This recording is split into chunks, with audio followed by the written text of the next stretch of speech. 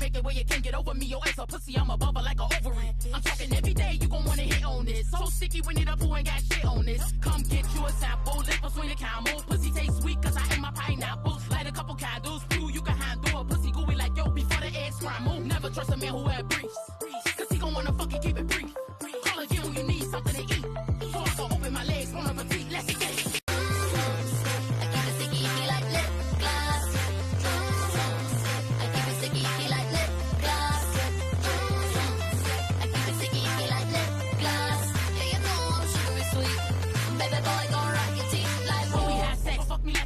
Serve you pussy for your lunch, so let me wear a hairnet. Freaky little bitch when I'm out with Charlie. And we keep more ass on us in the show iCarly. Bad bitch, make it where you can't get over me. Your ex a pussy, I'm above her like an ovary. I'm talking every day, you gon' wanna hit on this. So sticky, we need a poo and got shit on this. Come get you a sample, lip between the camel. Pussy taste sweet, cause I ate my pineapples. Light a couple candles, few you can handle. A pussy gooey like yo before the egg scramble. Never trust a man who had briefs, cause he gon' wanna fucking keep it brief. Call again when you need something to eat. So I can open my legs, on a petite, let's get it.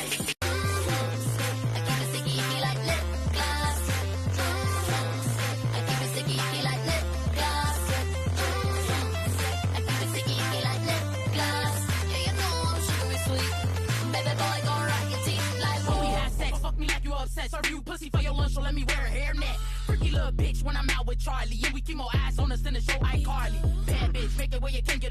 Ladies, how are we doing? Ruby, come here. Come here. No, don't you run away. Hello. Hello.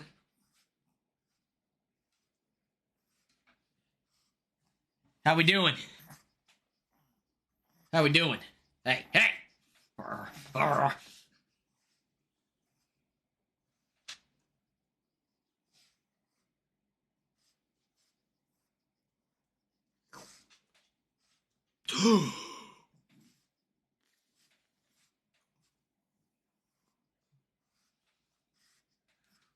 How we doing, guys? Huh? I look Canadian. Oh, God! Ah! You can't do that to me! Oh my god, your nose is so wet. Hello! Okay. Alright, what are we doing? I'm trying to bring you into the stream. You can't see her, but I'm holding her like this. Okay. She doesn't want to be here. Alright, let's get you out of here then. I'm sorry I wanted to include you in my life. Teddy, you want to come in? Okay, you're following Ruby. All right, who's ready to talk The Amazing Race and Survivor?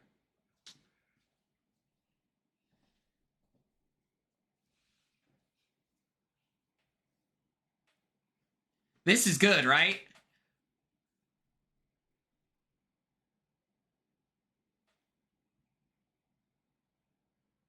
This is good.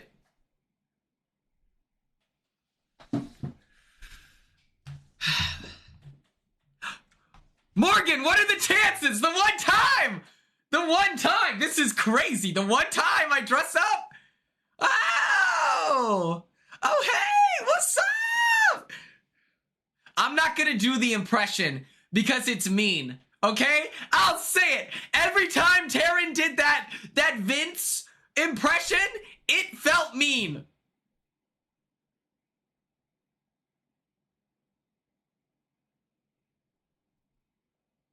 Morgan, I just couldn't pull off the curls. I haven't seen your curl routine. I haven't seen your curl routine TikTok yet. It is mean. It is mean, okay? But Morgan, I did think about that. I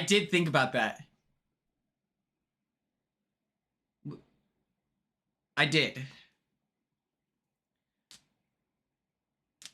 I wonder if I can bully my mom into wearing this outfit for a picture.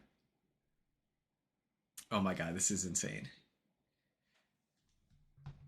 Oh, wait, let me tweet this. Let me tweet that I'm here. Oh my gosh, Morgan, thank you so much for being here. I'm so excited. You can see what my... This is like what a... This, Morgan, is like a Quinn stream. Like, this is like as much as it gets. Like,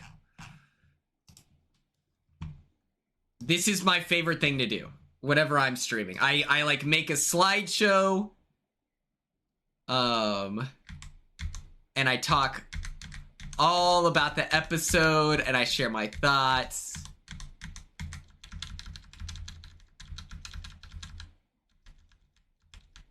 Yeah. The slideshow king. Thank you so much, Haley. I appreciate you. Okay. I do have a fake mustache for actual Halloween, because I can admit I don't have the thickest mustache. I'm not ashamed of it, okay? Believe it or not, this is my mustache out of control. I need to trim it.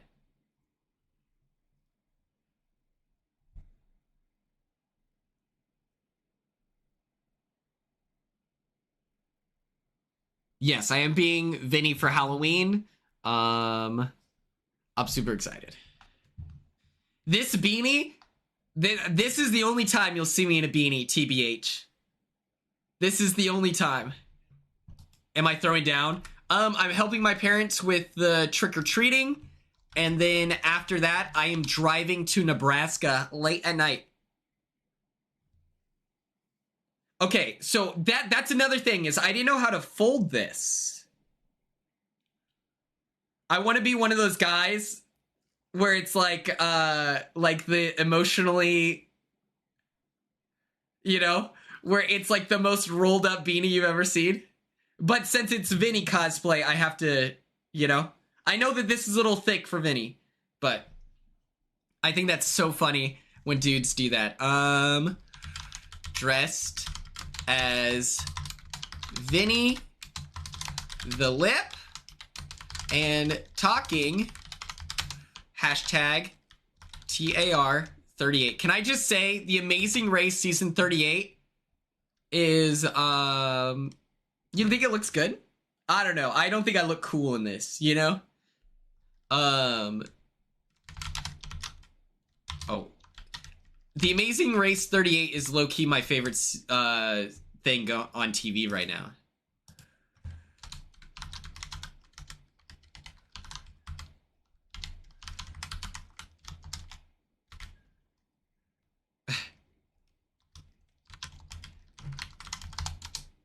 Oh, hello, tweet please. Okay, let's get a little music going. This episode was really good of Survivor. I'm in the camp. The short beanies are a specific thing. Okay, so these are different. There's different beanies. I didn't know. I was in Walmart. I was on the phone with the prettiest lady you've ever seen in your life, right? One thing about me, I'm gonna talk to some beautiful people, of course. And I was searching for the beanies in Walmart. Bunny the Dragon, I love your username. Okay, let me put on the music.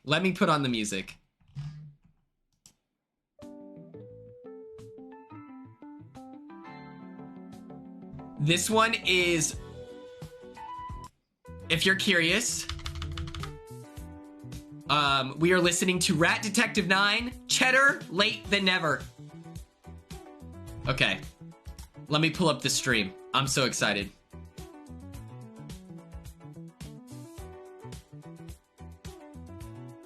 Hello, Star, how are you? Let's get into it. I'm not doing the Vinny voice because it feels mean-spirited. Okay?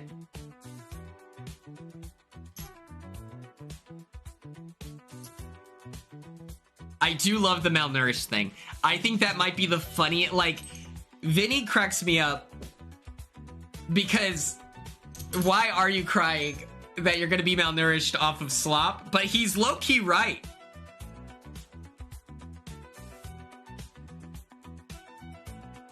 We're talking, first we're gonna talk The Amazing Race. Yeah, because last time we talked Survivor first. I've been seeing people spell Vince V-I-N-T-S. Is this a thing that I missed the whole season, or is this a recent development? Also, can we talk about...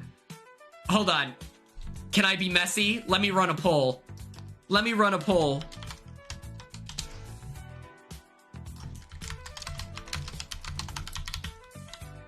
I'm about to talk some shit.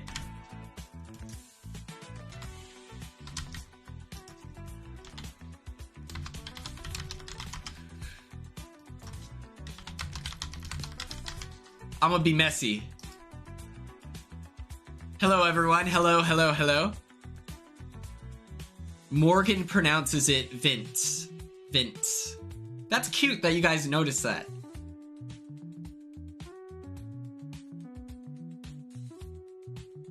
Like, that's actually really cute. If that's the reason why you spell it V-I-T-S, is because Morgan pronounces it Vince.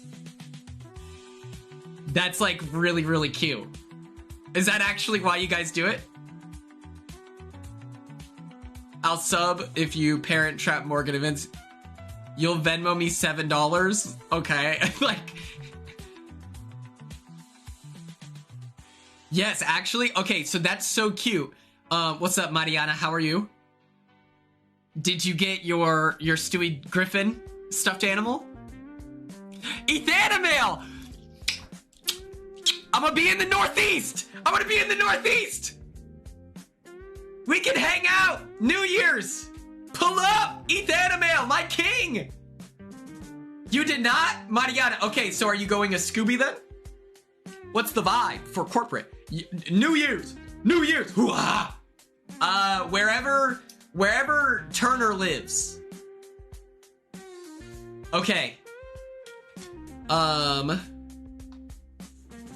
Join us in following Ethanimail. How do I do that?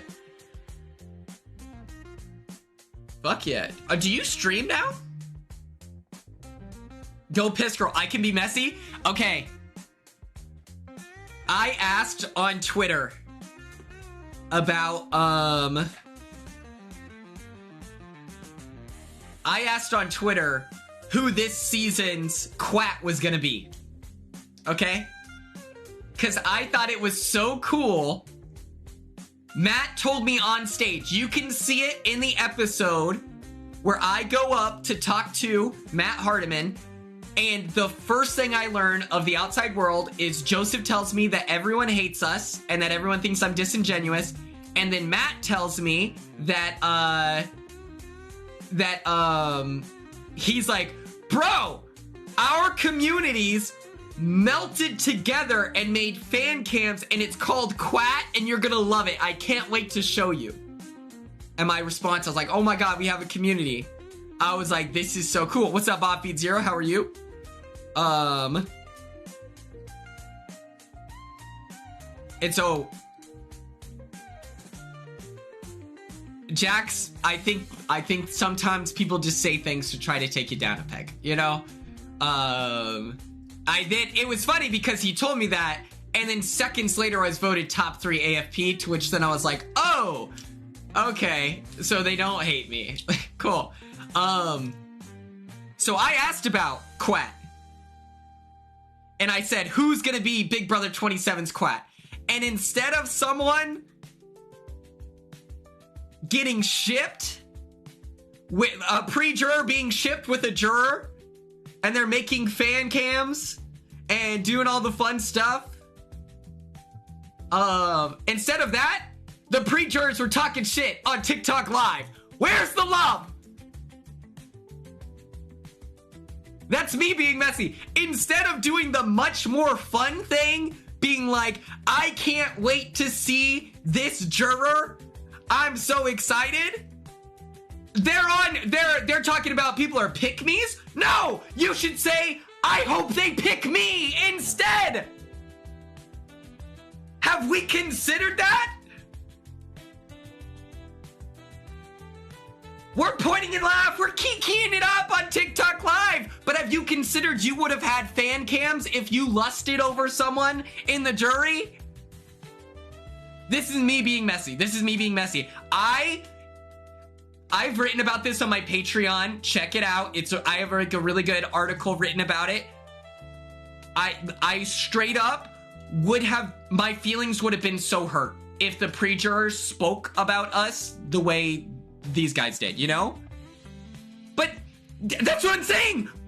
If you want a clout chase, and we're watching Big Brother Canada Season 1 on Patreon, it's a lot of fun.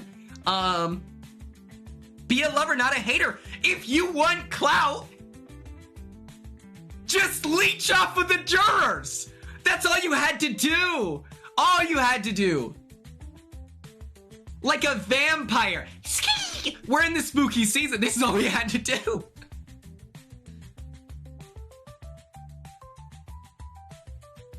It was crazy. All of them. I'm saying, like, we could have had, like, someone do something.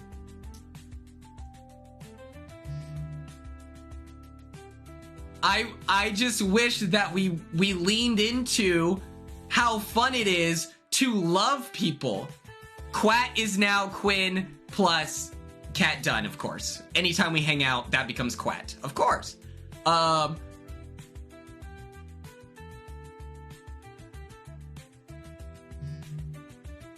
It's so devastating. Literally. Okay, I gotta turn on my Do Not Disturb. Sorry, if any... And so for my future Big Brother people, because we have 116 people in this chat. We have 116 people in this chat. One of you will be on Big Brother 28. If for some reason...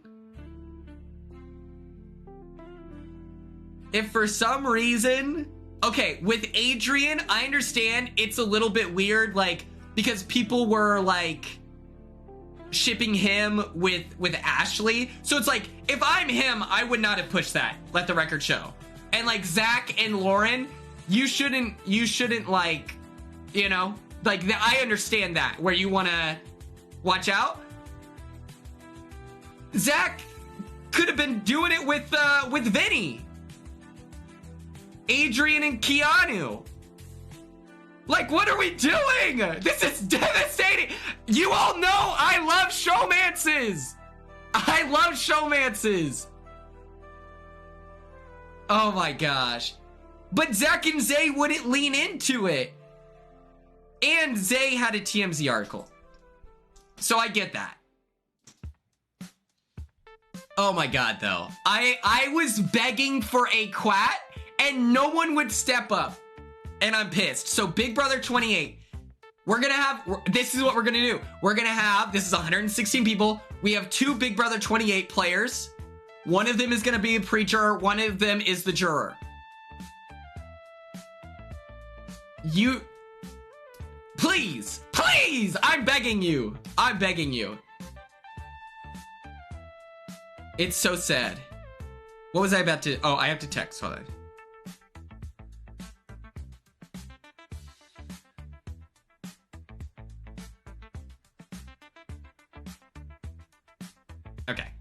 Okay.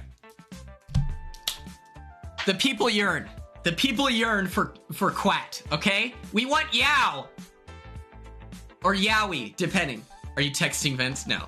I'm texting a pretty lady. What about it? Come on. Come on. What, like it's hard? Okay, let's talk The Amazing Race and Survivor, okay? Up first, we're gonna talk driving stick shift, rowing your boat, feeling salty, quiz bowl energy, general thoughts, and then as always, we will host a moment of silence.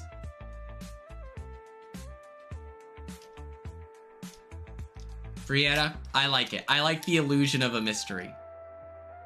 What's the most optimal time to apply for Big Brother? I submitted my video in December. It pisses me off when people submit their video in October because to me, it's like, I'm sorry, are you not going to do anything interesting between October and February when they start calling people? So I would recommend like the December, January, February, you know? Just because it gives you more time to do cool shit to talk about in your video, you know? No spoilers, no spoilers. Okay? No spoilers. But let's get into it, okay? And then as always, we will have a moment of silence. I have a video on YouTube.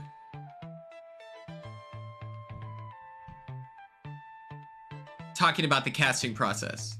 Can you reapply in case you applied early? Diana, I mean, just don't be annoying about it. Someone DM'd me on Twitter. If you're here, don't do this. He said, shouldn't have said pronouns, sorry. They said, I applied once, and then a second video I was following up explaining more deeply about the first video, and then I submitted a third time with a video discussing the first and second, and I got really emotional. Don't do that. I want you to imagine, okay, because every time you apply, you have to provide a new email, phone number, maybe. I don't know if they let you do it.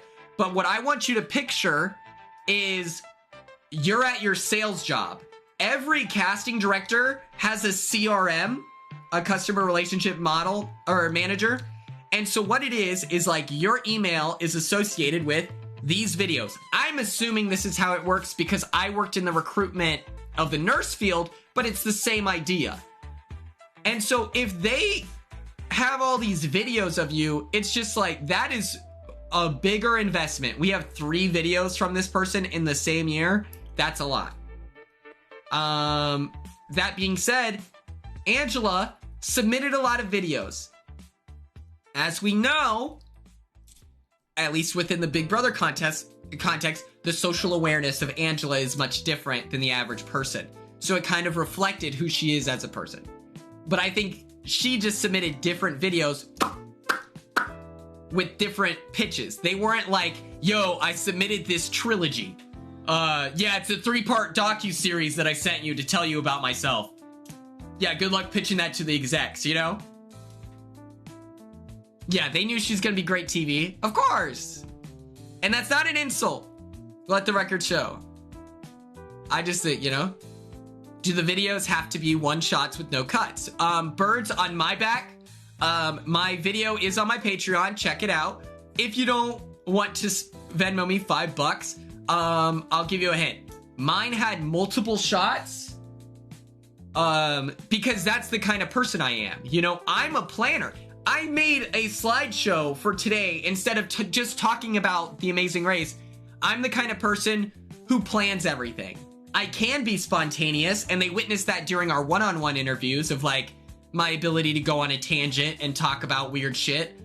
But when it comes to presenting myself, I'm a very intentional person. And so each shot, I had a different outfit so that I could subliminally show them that I care about the way that I'm dressed and I know how to put an outfit together, you know? But for someone like Corey, who's a lot more like type B, maybe is the right word, where it's just like go with the flow, that type of thing. He submitted a one-take video where he's just kind of talking about nothing. As long as it is true to yourself, that's what the casting directors are looking for. There's valuable information you can give. Name, age, occupation, relationship status, and location, you know? I have no idea. At least in his video, it's like spur of the moment, he's just talking, you know?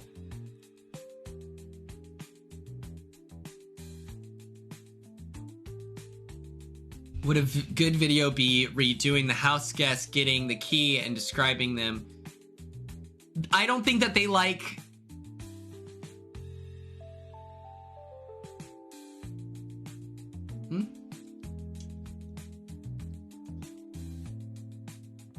I applied for Big Brother. I graduated in the winter of 2021. And so I applied officially the winter of 2024. Or no, 2023, right? Because then 2024 was last year. This year's 2025. Yeah, I think that makes sense. Whatever.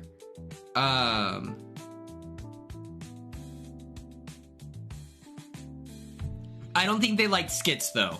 According to the video from Jesse Tannenbaum on the website, he doesn't want a skit, you know? Thank you, Star. And you will. You will.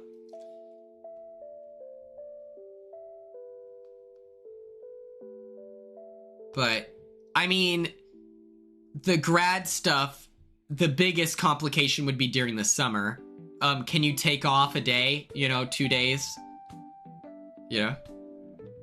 It's gonna happen. If you want to go on it, you start manifesting it, actively live an interesting life, put yourself in positions to show that you're an interesting human being, Because none of you are boring. How does that work? Realistically, have you met someone who's boring? And even if they are boring, that's kind of fascinating, We had Clay Honeycutt on the show. We had the tall Corey that had the homophobic tweets. We've had boring people on Big Brother. That's not, Okay, don't insult Lauren. We can make fun of men in this chat. We can't make fun of women. But it's like, you know what I'm saying? What's the intro you did? Heavy movement in the camera. What's up, Big Brother? My name is Quinn Martin. I'm from Lawton, Oklahoma, the Shady 580. And I'm sorry to tell you this. Broken down on the side of the road. In the background is my 1968 Volkswagen Beetle. And then it says my car broke down. But the search is over. The winner of Big Brother 26 is right here. I'm a nurse recruiter who is a dual sport collegiate athlete, right? And then I shared my superlatives in life, and it connected it to the different facets of the game. This stream is already... Morgan Dunn left. She's like, I thought we were talking Amazing Race. Isn't that a skit? Do you think that they knew that my car didn't actually break down? Or am I showing off my ability to narrate in a quick, concise... They didn't. I told Jesse on finale night, I was like, you don't understand this because you haven't seen my video, but it's a skit. That's not a skit. Girl, I'm asking, don't get sassy. Okay. I can't read tone mentality, 06. I'm sorry. I did bite your head off there. I'm sorry. But it's just like, it doesn't matter if my car on the side of the road. That's just a subliminal thing. Why am I on the side of the road? Well, it doesn't matter. I have a cool ass car, and it's a quirky car, Were you on the side of the road? I was. So it's like I was actually on the side of the road.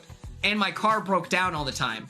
So if they had asked me in the phone call, was your car actually broken down? I'd be like, I'd lie. I'm a liar. But it's lying about to open the door of a story where I'm like, yes. And my car, that was my first car. I drove it around in high school and I thought I was going to get so many girls. But it turns out the ladies don't think it's attractive if your car smells like gasoline and is broken down on the side of the road all the time. One time I played the best game of soccer in my life. An hour beforehand, my car ran out of gas and I had to push it wearing a full button-up bow tie vest, khakis with dress shoes, and I had to push my car 1.5 miles. Now I'm sharing interesting stories about myself that then highlights that I'm an athlete. Oh, you play soccer? Tell me about that. Yeah, I was a state cup champion, collegiate athlete. It's just a setup, I don't think it's a skit. In the same way that then one of my shots, I open my fridge and I have various hot sauces and things like that. And so it's, there's aloe vera, in there. It's storytelling and it's an interesting shot. And there was really good lighting of opening the fridge. The camera's already in there. And then I tell them about myself saying I'm chronically single, Everything that you're doing in your video is a topic that you could talk about. Imagine that you just really, how am I losing viewers while I'm giving out gold? But it's yeah, Cassie, yeah, come on. It's just every opportunity, or like, it's like, imagine you really want to talk about something with your friend and you're slowly planting seeds, and then that's gonna grow into a conversation, much like you would do.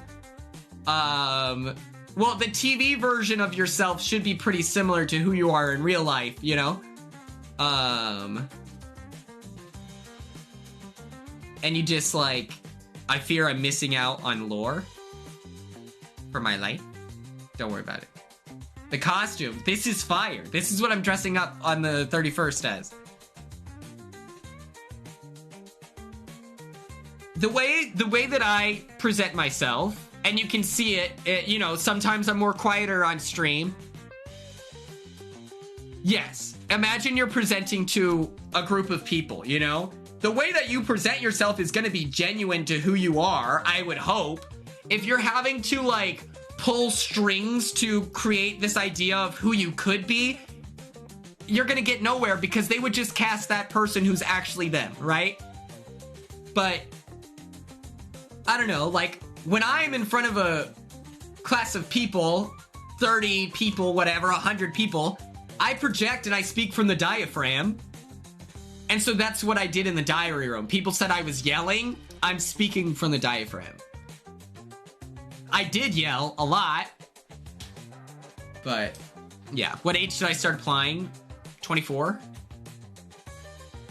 Yeah. Because I applied for Big Brother 25. There was still yelling. Well, yeah, but like that was like actual yelling where I'm like, ah! You know, like that's yelling. But me speaking from the diaphragm like this, that to me, I'm just projecting, you know? I'm excited what I'm gonna do. I'm gonna sing in my audition for like 12 seconds. Are you a good singer? Because if not, that's even funnier. Did you plant a seed getting us to talk about applications to Big Brother? No. Someone just asked a bunch of questions. Let's get into it. Driving, we're talking, if you didn't know, we're talking The Amazing Race, Season 38, the Big Brother season. We're going to be discussing them driving stick shift, rowing a boat, feeling salty, quiz bowl energy, general thoughts, and then as always at the end of the episode when we lose a cast member, we will offer a moment of silence. Who knows? This isn't a direct ad. Okay, Brianna. I'll see you later. Bye. Bruno, what's up? I was told I look Canadian. Do you trust me more? Now that I'm in this fit? I'm gonna say it. Tucker's low-key ass at driving stick shift.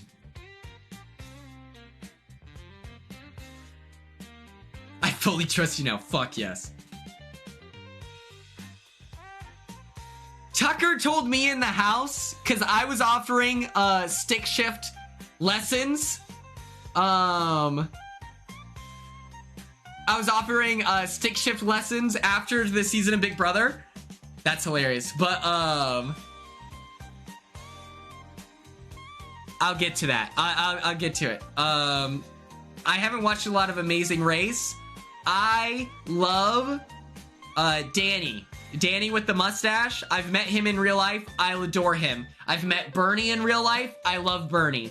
Outside of that, it's all the Big Brother people. I'm obsessed with them. They're all great. Yes, I believe so, Tim. But in the Big Brother house, as just like, you know, you talk about everything in the Big Brother house. So we're talking stick shift, and I shared, yeah, my first car was a 1968 Beetle. So I'm really comfortable driving stick shift. I'm really good. And if any of you ever want lessons, use that as a reason to come out to Oklahoma. You can stay in my brother's room, this room, and I'll teach you how to drive stick shift on, okay, thank you. Jarax Honder. I appreciate you. I will watch it. Just tell me what number that is. And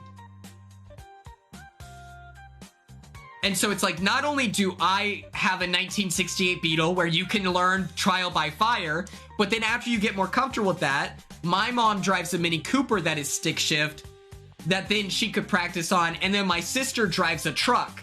So then it's like small vehicle, slightly larger vehicle with longhorn horns on it.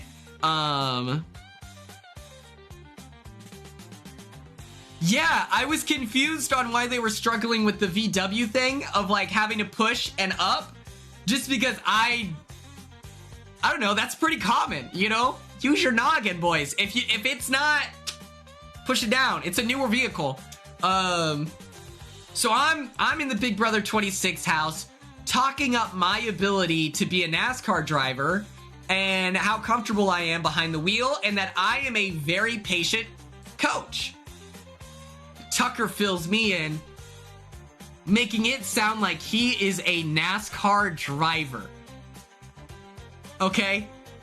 He's making it sound like he's a better stick shift driver than I am. Because you know how competitive he is. We're natural born rivals. We're meant to battle like the sun and the moon. I'm the moon with the black cat energy, obviously. And I believed Tucker because he's like, you know, my grandfather taught me how to drive stick shift or something like that. It was like a family member. And, you know, Tucker's like a tough, grizzled guy. You know? He seems like I'm like, why would you lie about how good you are at stick shift? It's not like I thought he was cooler. And so I was like, oh, okay. But boy, flash forward to I'm watching The Amazing Race season 38. And imagine my surprise when I see Tucker Delorier dumping the clutch.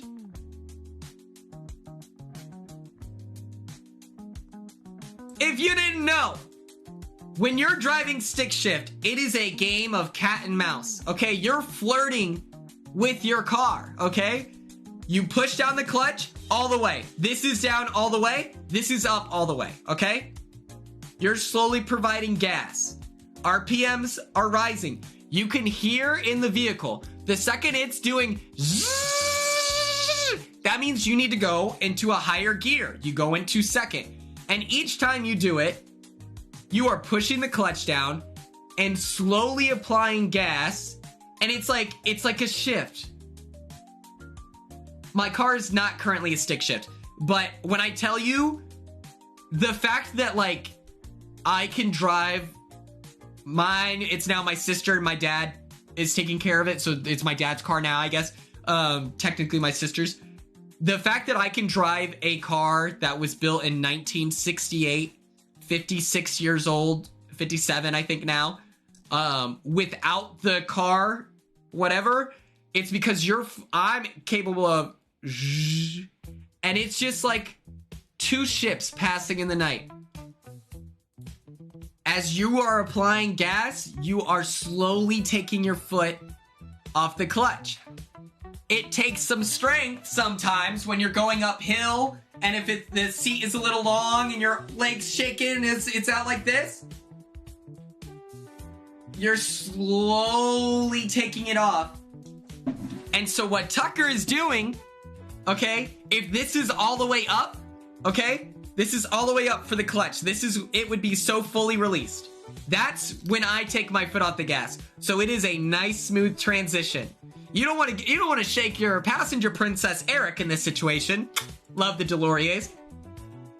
What Tucker is doing in this episode, where you see him doing this every time he shifts up, is here's the all the way up. He's releasing his foot about right here. And so then that last little here is causing you to bounce a little bit. I could have coached him. He knew he was...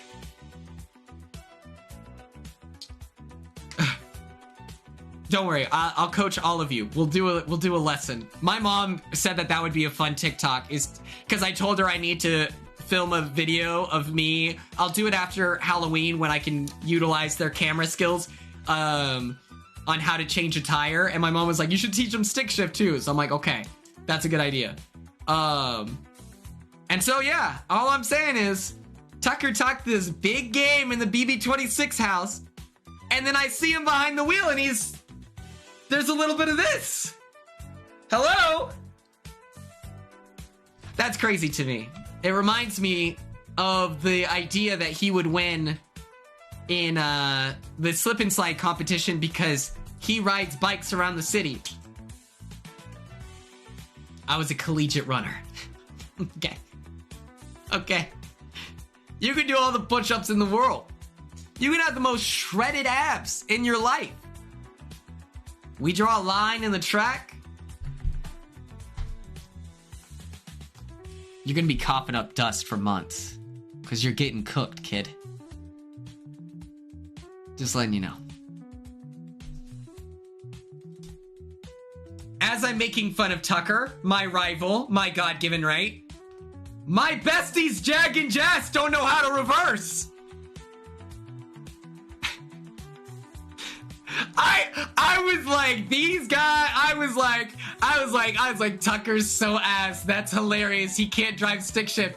Then my dogs, Jag and Jess, who drive trucks filled to the brim with gasoline, then they can't reverse either. I was like, this is unbelievable. So of course I have to make fun of them now.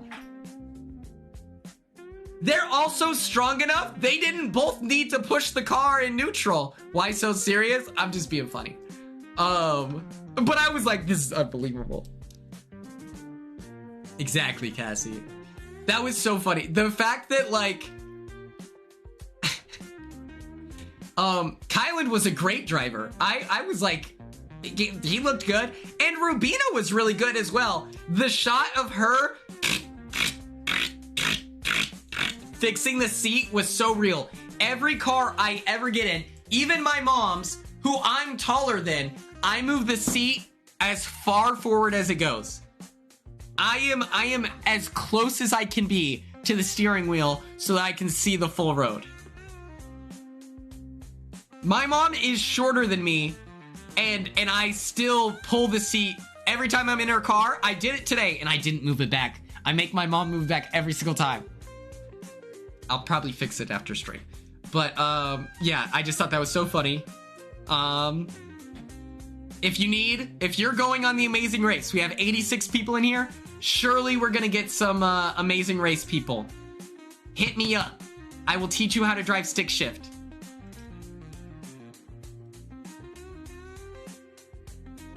Okay, you need a lot of room. Okay, okay. You're all so cool. You're just all the way back. I like having when I'm turning, I like to have like it makes me feel more in control of the vehicle. Also, before we talk about the Ahoy Matey competition, them going out to sea via rowboat, via dinghy, Fruit Loop dinghy, would have been a better title than Ahoy Matey. Can we talk about Tucker's so ice cold? At the start of the video, he's like, yeah, we know that Rubina and Christine were U-turned, and we don't know if they made it through, but it's not going to impact us on the race at all. You didn't have to say that for camera. Hey, I think you could.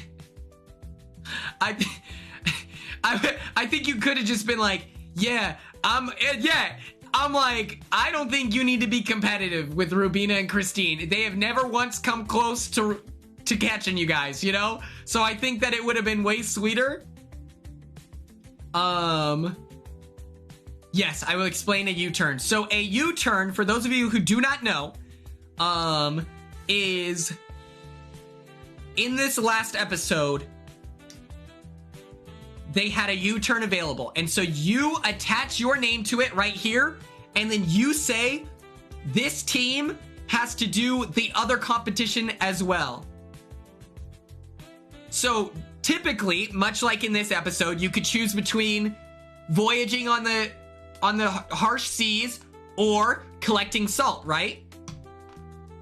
And so if I were to U-turn someone, they would have to do this competition they'd run up to the sign and then discover, oh my god, we still have to do this competition, and you have to hope that you're able to beat people. It's just like you're setting up a trap, essentially.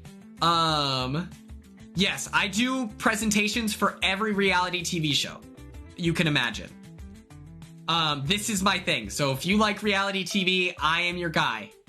And so Tucker and his brother, they were in first place. They had the opportunity to U-turn people, but they didn't do it just because they're like, we're good. Like, we don't need to sabotage another team and create enemies. Instead, thank you so much for following. RN Vika. Right now, Vika. Hello. But it's just like, they're good. They're not gonna poke the bear. Jack and Jas, they were in second. They U-turned Paige and Izzy because they know Paige and Izzy do not fuck with them. Which, I understand their perspective on it. I just don't agree with it because I love Paige and Izzy. Team Pizzy for life. I love them. Then Adam and his brother Joseph, the Abdons, they see, oh my god, Paige and Izzy have been U-turned. There's a chance that Hannah and Simone are allies. There's a chance that they would be U-turned as well. So they thought ahead and they U-turned Rubina and Christine, the Burnabys. And so that's putting the Burnabys, Pizzy, their lives are at the most risk because it's like, not only are they further back in the pack, but now they have to do both challenges or competitions or legs. I think they're called legs. It's high stress, huge drama. And if you see your name on that U-turn, that means you're sent to die. I shared this on Blue Sky because Paige and Izzy Paige shared Detours. Thank you, Star. Thank you. Thank you. Paige shared on Blue Sky saying, people are saying that we would have U-turned Jag and Jas. Please do not insult our intelligence. And she shares her strategic perspective of, it makes no sense for them to take unnecessary shots that aren't going to land because Jag and Jas, they know that they were strong enough competitors that they would make it through the U-turn. And then now you have big enemies, right? And so her perspective was, we would not do it. If we're in first place, it doesn't make sense for us to take shots at someone that it doesn't make a difference.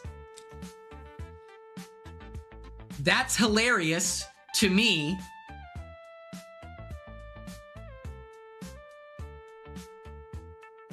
Don't take a shot that might miss.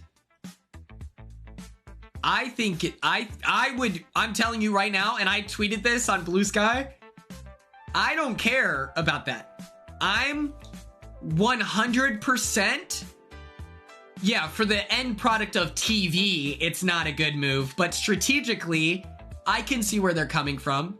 Let other people get involved in the drama, run your own race. That's kind of what Paige's point was, and I think that's really smart. And I really like hearing other people's perspectives. In the Big Brother house, you saw it all the time, where I was begging for other point of view. Like, Joseph was always willing to give it. T-Core and Chemo would give the illusion of an opinion. Leah would just say, I don't know, what do you think? Brooklyn would share with me, I love other perspectives, okay? That doesn't mean, in this competitive sense, that doesn't mean I'm gonna change what I'm gonna do, but I love hearing other opinions because it makes me decide, it tells me how I feel about my opinion. You know, having more data is always better for me. I would not do this. If I were Paige and Izzy, I would have taken a shot at Tucker and Eric because Tucker and I are rivals. I would have taken a shot maybe at Jag and Jas because they are strong competitors as well. They were always finishing high and they had a fast pass. I like the idea of sabotaging a team with a fast pass so that they have to burn it in order to survive. That's that's what I hope happens. I would have also U-turned Kyland and Taylor because I don't think it's fair to have two reality TV stars who were both comp threats express pass. Oh, thank you, Reese's Cups. Or is it Reese's Cups? I don't know. But thank you. That's helpful. It's called an express pass. And that was an advantage for those of you who don't know that Taylor and Kyland won in the first leg and they gifted it to Jag and Jats for some reason. Not complaining because I like the Baines Bros. So I was thankful. But those three teams are the ones I would have taken the shot at.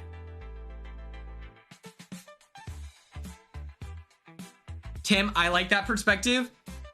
I like the idea of you turning someone because, number one, it might burn the fast pass. Jack and Jas would be the bottom of my list. Between those three, I still would take the shot because I don't care about that. I'll stab anyone in the back. You know this. The second reason is because if you take a shot at someone and you turn them, and then I said it again, fuck, U-turn, or express pass, that's what it's called. It doesn't matter. The second reason is if I take a shot at Dos Laurier, Tucker and Eric, and they survive, what I am now doing for the rest of the days that I am on The Amazing Race Season 38 is reminding every single team, yeah, we're a little nervous because we used a U-turn, prop up the perception of insecurity. I don't give a fuck. Take your best shot. Present the idea of insecurity, making yourself smaller while lifting others' threat level. Saying, yeah, we're a little nervous. Me and my sister, or Maya, we're a little nervous because we took a shot on them. We U-turned them, and they're such strong competitors that they they survived. And they finished really high. I think that grows their threat level. I'm gonna talk as much shit as I can about the team if you U-turn them and they survive. I'm gonna talk so much shit about them, talking about how big of competitors and they're such a big threat and everything like that. Oh, I love that. Natalie is a phenomenal human being. I love her. And then the third reason is a general competitive FU. You think this is sweet? I don't think so. I'm the type of player in soccer, if it's a corner kick and my job is to mark my man, I'm telling you right now, I am grabbing your shorts like this and I'm gonna hold you the entire time, and then after the ball gets caught by the keeper or it goes out of bounds or it gets cleared out, you know what I'm gonna do? I'm gonna push your hips like this. Because I don't want you to think that we're cool, you know? And so within the context of The Amazing Race, I like the idea of taking a shot as a reminder that we're willing to do so. I also think it's better TV. It's more chaotic. It's better for the screen. I love that. I think that we have a responsibility for good TV. Is that allowed? No, but I'm 5'6", so refs don't care. But yeah, Tucker being ice cold on the delivery. I'm telling you, the axe murderer. I love it. Him being like, yeah, we know that Rubina and Christine, they had the U-turn used on them. We don't know if they made it out, but it's not going to impact the way we race, regardless. So unnecessary. I love it. Tucker is the same way, by the way. I promise you, Tucker is doing the same, grabbing shorts, hand on the hip, physical. Like, I know this man. He is a competitor. I love it. So unnecessary. So unprompted. All he had to say is like, yeah, we know that Christine and Rubina were U-turned in the last leg. I hope they made it out. But all we're going to try to do today is focus on ourselves and compete as a team. And I hope to see them at the finish line. Behind us, of course, because this is a race. That's all they had to do. But Tucker he's game time the whole time. I love it. I think it's so awesome. the first like detour that you can do is you row out in a boat into the body of water.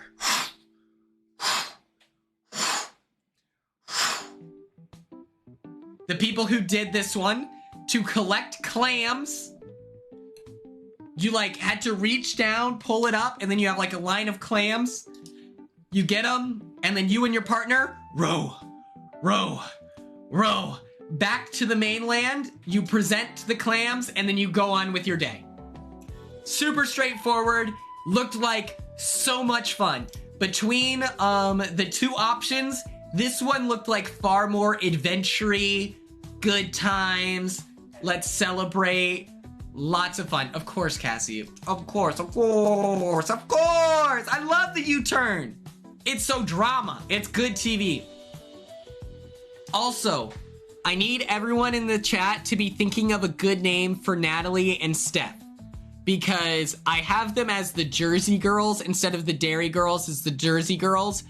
I don't like that. I need a better name. So if we could...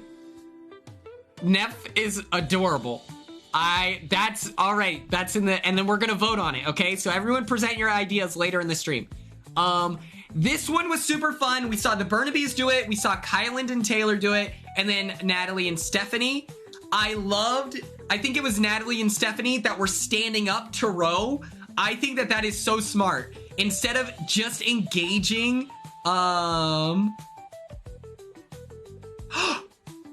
Nicole, please do. That would be helpful.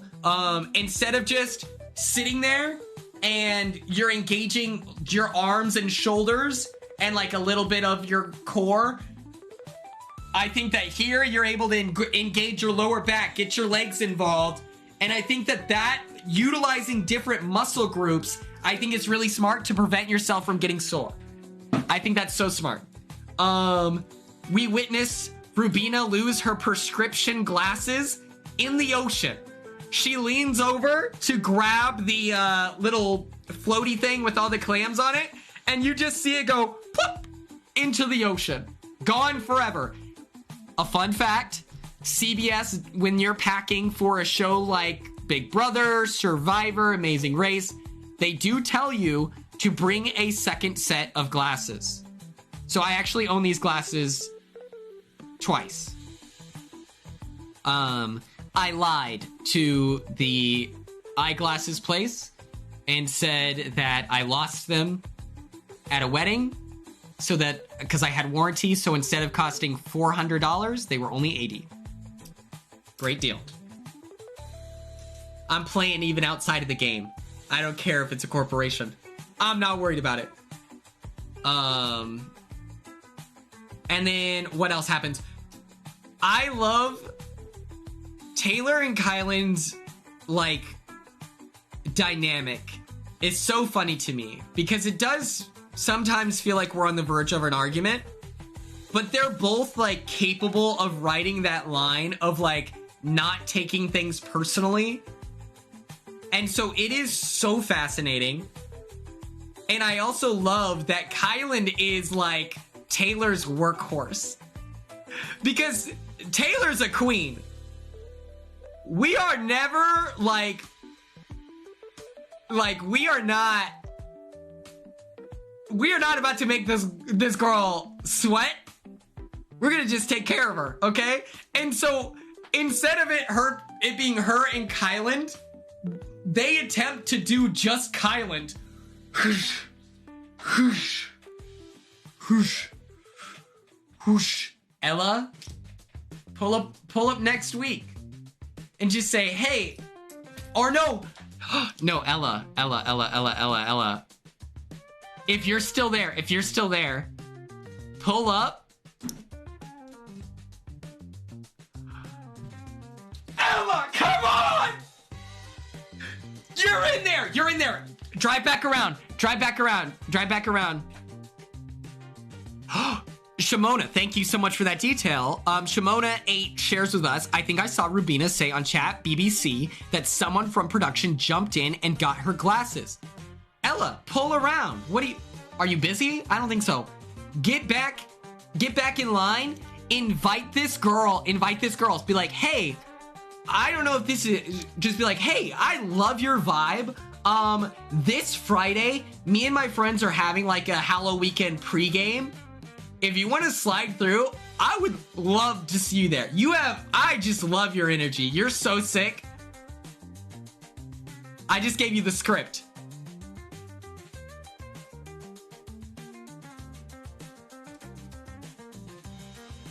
And then just be like, hey, yeah, because she'll be like, who's gonna be like, wait, oh my god, that's so nice, thank you. I would love to go to that, right? Yeah, it's chat BBC, trust me. I would love to do that. You're like, okay, can I get your Instagram? Or if you're comfortable, I would love your phone number, but I understand if Instagram is a little more chill, you know? Because then now, when is the play? Oh, it's Halloween, Halloween.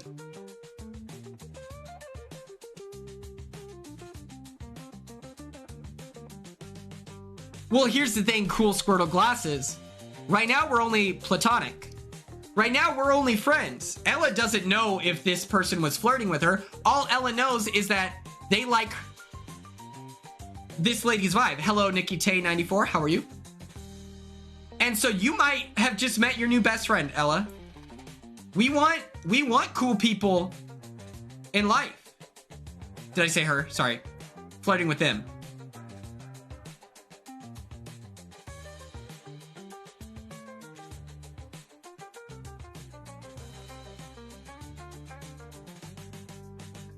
This is human chemistry.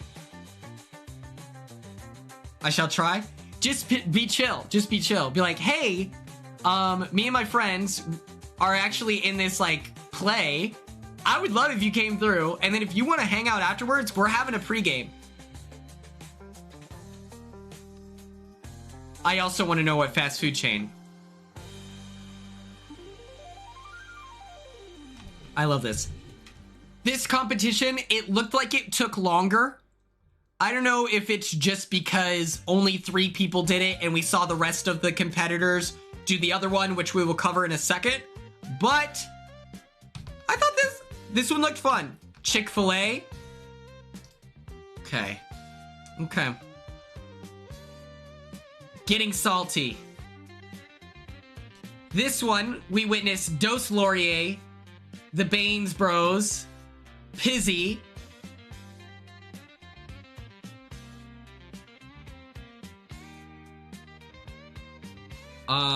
the Diamond Mine, and the Ab Twins. This is the one they did. And how it works is you fill up a bunch of these big ass sacks with salt. You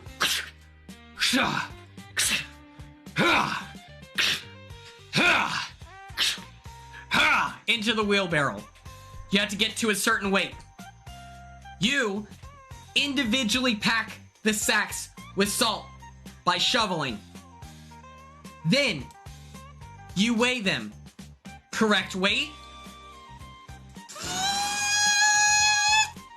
Sealer.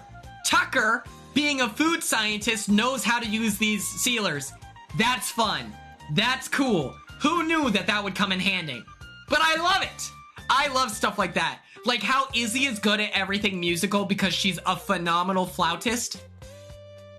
That's so fun.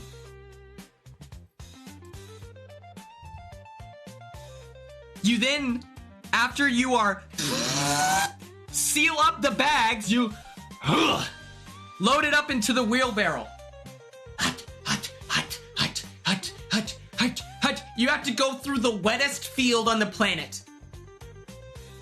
Pools of water. At one point, I swear, Adam started doing the breaststroke. That's how deep it was, okay?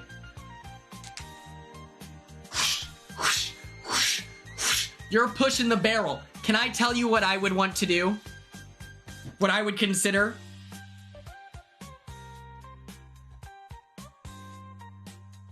This is my idea. My sister or Maya, right here. holding it. I go to the front. I'm holding by the tire, the frames, and we're running. I think that's way faster than pushing it through the mud and the rocks, and it's like getting heavy. And I'm telling you, unless it was a rule by production, I'm picking that thing up and we're carrying it.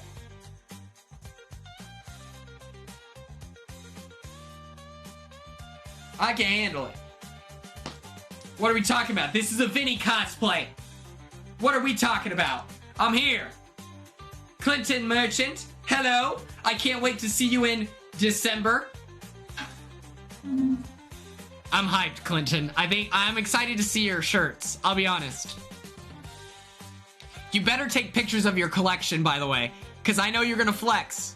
You're gonna flex on us, Clinton, showing us your CBS stuff. So make sure you take pictures of your collection so that you can show it off to us, because I will be asking questions. Okay? I can't wait to see it. The Baines Bros, they had to... Who's Orwell? Orwell sounds like a cat. Or is Orwell your friend? Am I gonna get to meet one of Clinton's dogs at the crib? The Baines Bros have to go... Oh, the owl from BB After Dark. Oh! That's so smart. I love that.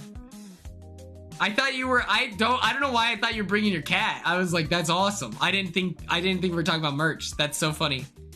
BB21, right?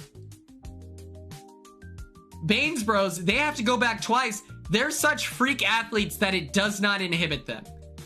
Okay? Pizzy, we witness Izzy, the Izzard Wizard, stepping up because apparently Paige was like really exhausted from the last leg. I think she carried the net, most of it. So it was like Izzy's time to shine. I love the shot of Izzy kicking the wheelbarrow, and they use that in the teaser shot. They're like, teams melt down. And it is like a dramatic in slow motion as Izzy is kicking into this wheelbarrow. And then during the episode, it's just Izzy being funny, being like, ah! Izzy is the best. Izzy needs to be on every show. I'm being so serious. We then have the Diamond Mine. The Diamond Mine. I'm gonna complain. We're not getting enough Jack and Chelsea. I'm hoping that we see a ramp up in screen time. I'm kind of sick of it because I think that Chelsea and her dad, like, the fact that Jack is not, and I'm not saying this disrespectfully, like, he's not like strategic. Like, he doesn't think about things through the lens of Big Brother. I feel like Stephanie is trying to look through the lens of Big Brother. I feel like Jazz is trying to look through the lens of Big Brother. Adam, Paige, of course. Like, Eric, I feel like is very thoughtful strategically. To me, Jack is just like, it doesn't matter. Like, let's just race, you know?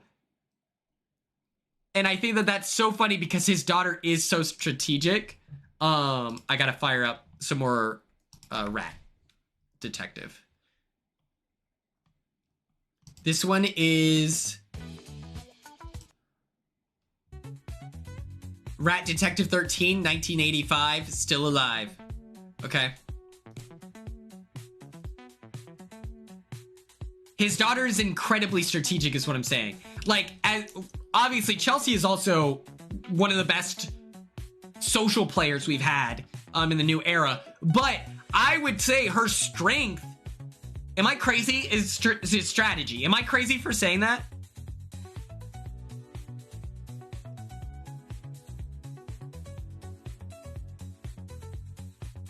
I feel like she was really good strategically.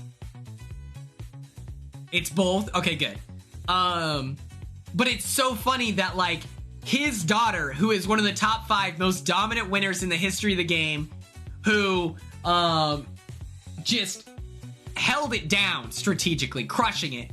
And then he's like, who cares? I agree. Her ability, like, the hold that she had on Mackenzie, on T-Core. Like, the fact that I was in a Final 3 with T-Core and couldn't tell T-Core secrets about, like, my upgrade, for example, because she would go and tell someone who wasn't even in her alliance, technically, because she was in, you know, she didn't want to work with the collective. That's crazy to me. That doesn't make sense. It wasn't even beneficial for T-Core to do that, you know?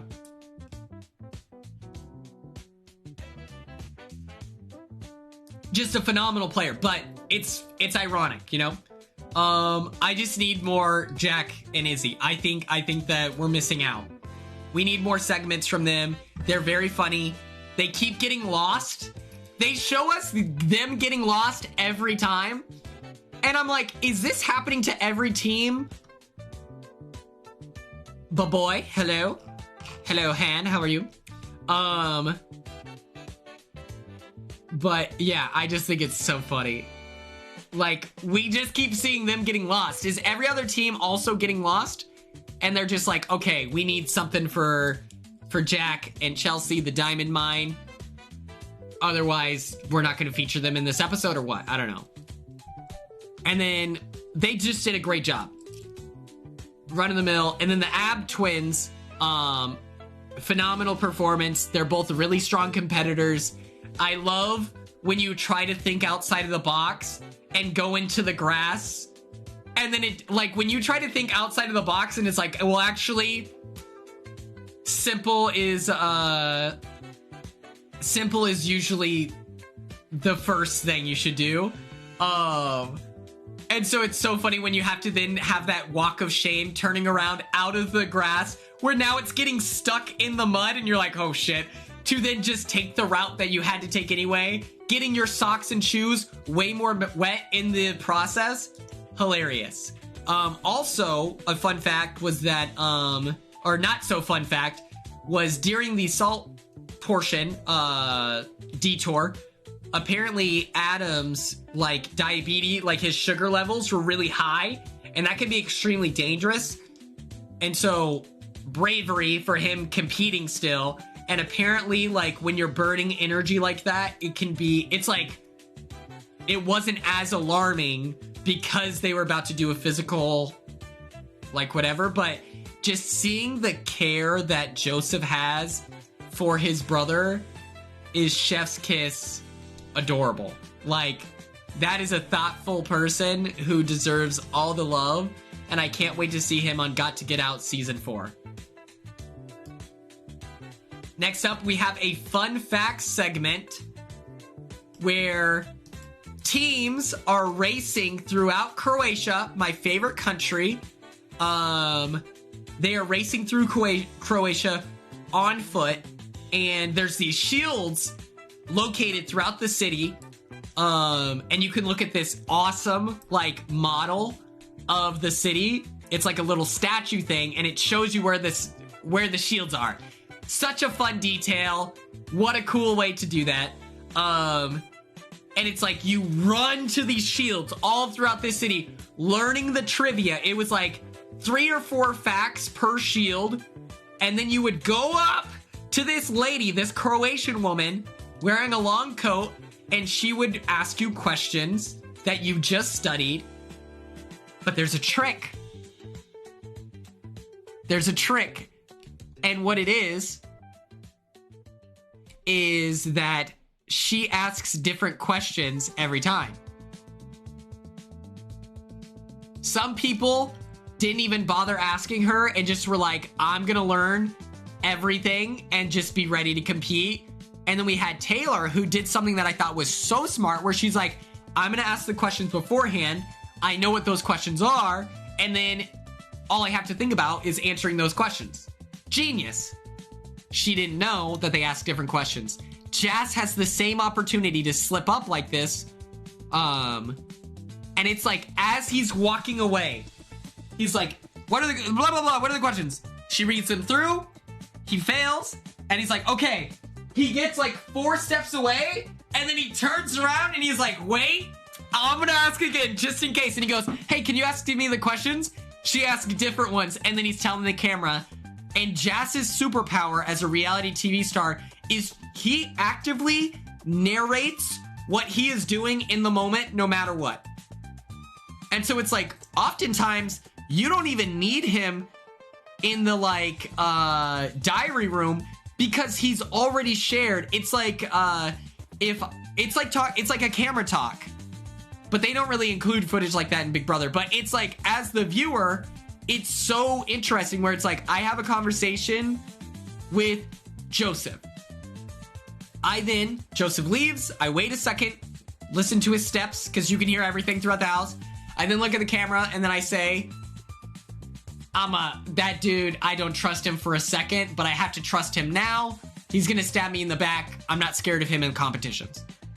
You as the live feeders, hoping that the camera's on me, you as the live feeders now know my perspective. Jas is doing that 24/7 as he's competing. I thought that was super fun. Jag and Taylor's teams, they are like together, right? They don't work together. Oh my god.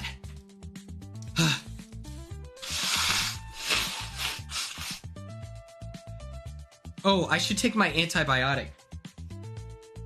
I'll be right back. Damn it. I'll be right back. While I'm gone, Mentality 06, you are in charge.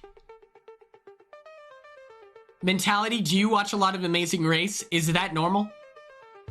For them to ask different questions? I'll be right back.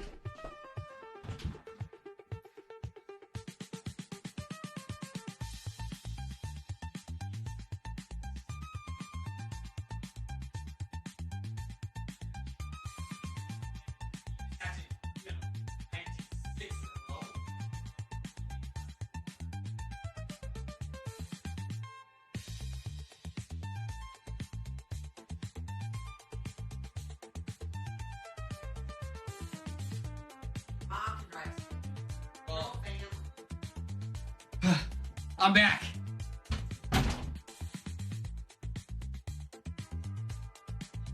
It is normal for them to ask different questions. That's even funnier that happened. I should have gotten water, but it'll be okay. I'm gonna drink water when I eat dinner. Yeah, Jack and Taylor's team, they compete, and they don't work together. Tucker and Eric, they didn't really have. No, I have got it right here. Take food with my antibiotics. It'll be okay.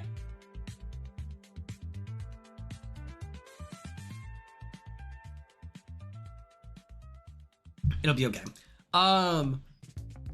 Eric, he has to do this route kind of by himself, so it doesn't really, like, you know, whatever. I think it's fine. Is that true? I'll be fine, guys. Think about it. I'm streaming for another hour and a half. You can harm your stomach lining. Okay, so if I go grab some cheese and meat, would that be okay?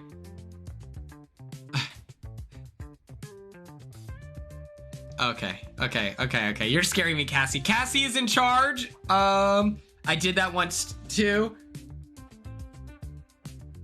Okay. I'll be right back. Cassie's in charge.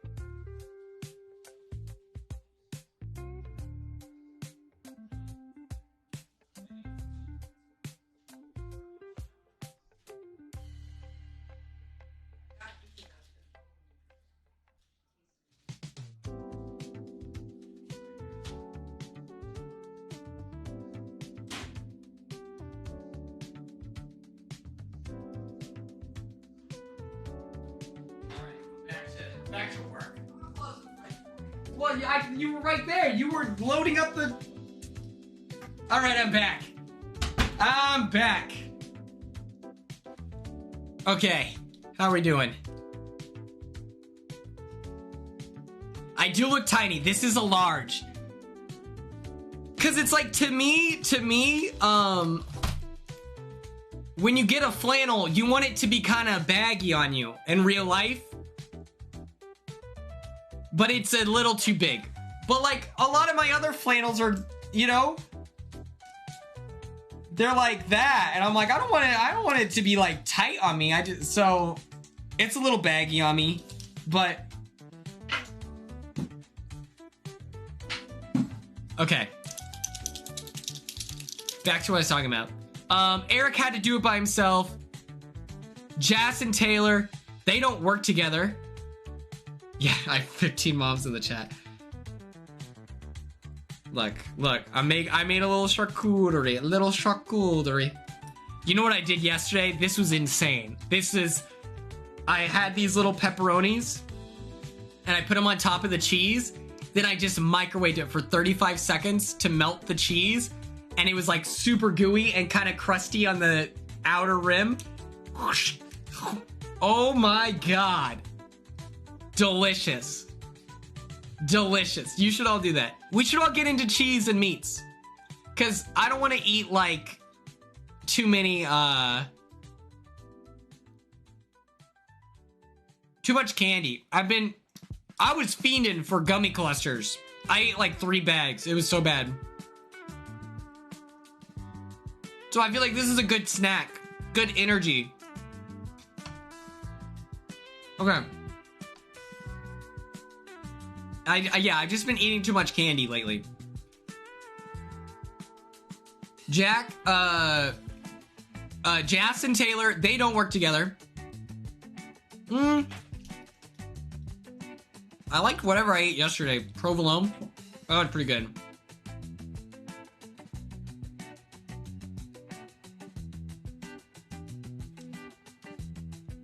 I also like basic cheddar. Colby Jack is good. Jas and Taylor, they don't work together. And here's the thing, like, if you're not working together and then you're getting accused of like a gentleman's agreement, like, from Jag and Jas's perspective, Kyland and Taylor are enemies. Like, you gotta take a shot whenever you can. Stephanie and Adam, they do work together. I thought that was cute. They're kind of in the middle of the pack. It's not cutthroat yet. And if there's another equalizer where they could take a shot at a Jag, Taylor, or Tucker team, that could come in handy. So they work together. They're quizzing each other. This is what I would try to do. If I were forced, as you know, I'm not good at mental comps, I would be good at, I can memorize trivia in the moment, especially like with the running. The running is like, I would just get more reps in. So if I were to like fail the trivia, it wouldn't be that hard to get down to where I need to go and not be so out of breath that I can't think clearly. When I played high school soccer, our coach would make us run extra hard on like extremely hot days. And then we would immediately go into small-sided soccer where there's a lot more skill involved, a lot more decision-making, so that we would be used to making decisions while we're exhausted. And so we would all be, like, throwing up, crazy sick. He would put us through Hell Week, stuff like that. And then you're immediately put in skill drills where you have finesse, and you have to pass, and you have to communicate, and you can't be toxic. So I feel really comfortable in that regard. It looked like a lot of fun. I loved them working together. And then Jack and Izzy, they don't work together. I like Izzy's willingness to ask, and then he's like, and she's like, okay, that's fine. I don't see the concern, unless that they're scared that, like, Rubina and Christine have somehow, like, you know, I think in this moment, you work together, but... And it's like Chelsea and Chelsea and Jack are probably faster than Paige and Izzy, because Jack is a firefighter, you know, and then Chelsea's college basketball. Like, I think that it would have been beneficial for them to work together, but neither team seemed particularly like offended by it. We didn't get a DR. Oh, that's so funny, Christine. Sorry. So they don't work together, and then womp womp. Rubina and Christine show up at the end. Here's my general thoughts. Let me do this. Phenomenal. Loving it. I'm nervous that we are burning this race. The bottom of the pack is starting to get hot.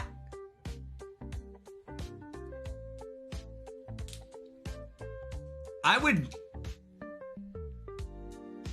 through the edit, everything that I'm seeing, I feel like they make Tucker and Eric look like machines.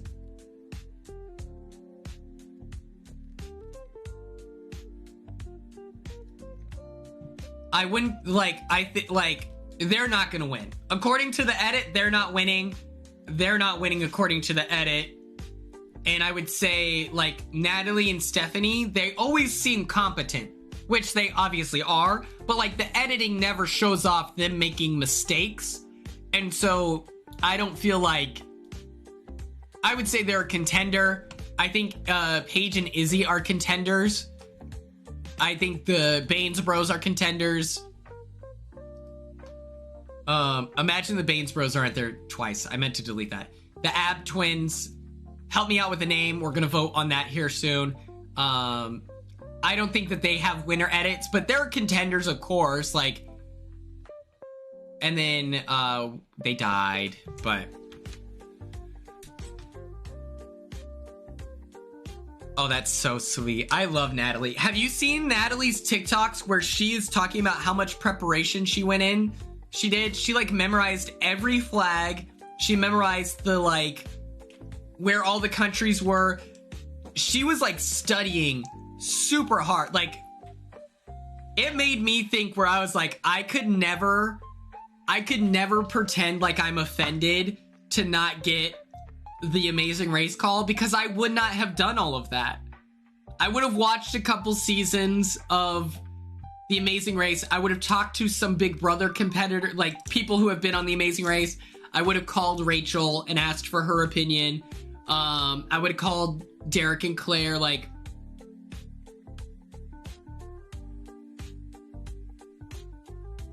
but Natalie's preparation, I'm like, okay, she deserved to be on the show, because number one, she's great.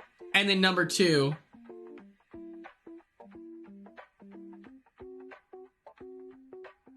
I don't know. Let me get my meats and cheeses before my stomach lining dissolves.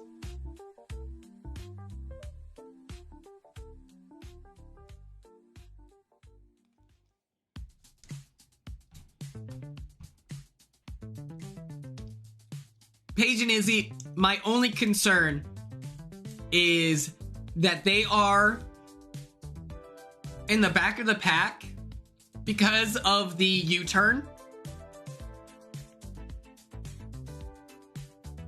And as a result, now they're having to fight for their lives. And if we don't get another equalizing leg, it felt like I felt like they were hours ahead. It felt like the difference between like Tucker and the Baines Bros was like 6 months.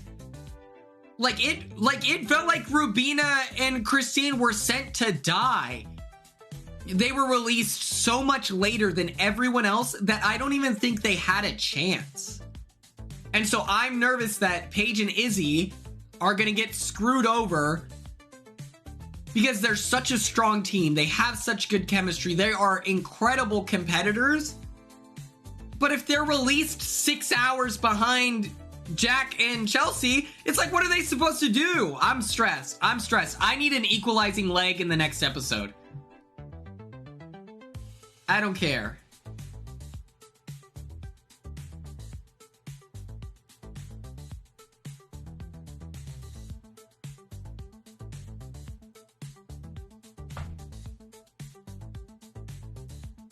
And it's what's annoying about it, Maze Pop, I love that. Where it's like, yeah, they are counting on a huge competitive team to make a game-ending move. And I just don't know if that happens in the Amazing Race. I don't know anything about it. The placements are getting boring. Sparkly Crayons, you are speaking the gospel right now. I agree. It's too predictable. It's just like... They gotta do something. Because it's not... I'm scared. Like... Because it should be about how good your team is. Not... You know? I don't know. The time differences are stressing me out. The diamond mine, like I said earlier, I'm now eating some Baby Bell. This is white cheddar. My complaint with the diamond mine is that we're not getting them enough. And so that's lame, right? We all want more Jack on our screen. We love Chelsea. You know, especially at the filming of this. It's like, you know, she was just the winner of BB26 this season. The reason why we're doing all of this, you know? She needs her screen time. Because they're so, like, the dynamic of Jack being, like, this funnier guy, and Chelsea is, like, the straight man, you know? But she herself is so funny that she's, like, making fun of him and make it, like... I just like that dynamic. I love them. We just need them. Good luck with your research lab. Okay, Cassie, have fun. I'll miss you. I'm traveling, so make sure you message the Quinstagram subs chat.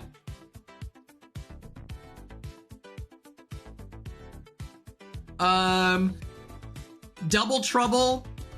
I like Highland individually. I like Taylor individually. You know what's so funny? I'm pretty sure I read this that they said no dairy.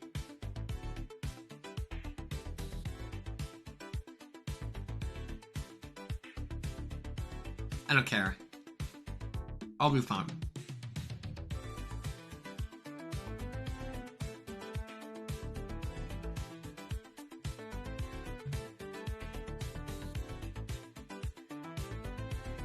Okay. It'll be fine. I think it's the calcium. They said to avoid calcium. It's okay. I'll eat something bigger and it'll absorb and it'll be fine. I just want to eat the other ones. Kylan and Taylor, they're both individually cool. Them working together, or them dating and being on the same team, is like, it's just not fair. I just don't think it's fair.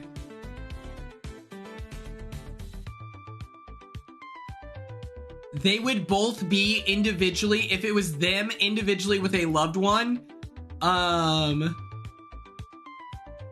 like, they would be good, they would both be independently good teams.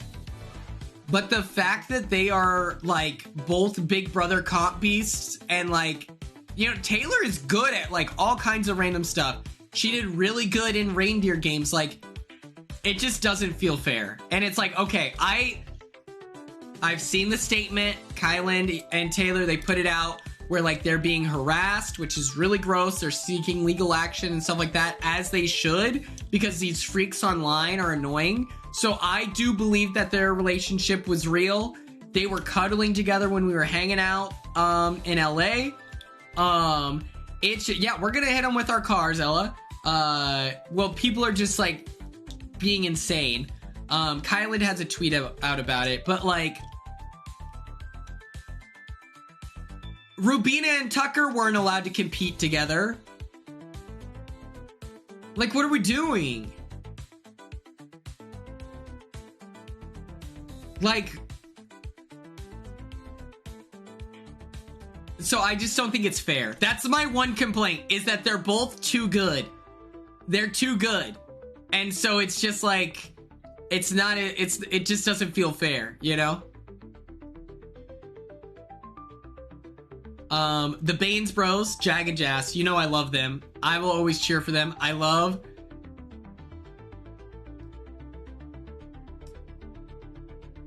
don't know. Performance doesn't mean, like, you can still overcome the odds. And I think that that's what every other team is doing. Yeah, all BB teams would have been cooler. Izzy and Suri.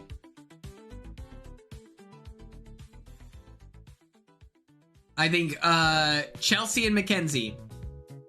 Taylor and Kylan. Jag and Corey. Or AmeriCorey and then Jag and I guess Matt. I think Suri would have gone with Suri's son before Izzy. I don't think... What's he gonna do? He's the least compelling person. It's not gonna happen. Jag and Matt, low-key, right?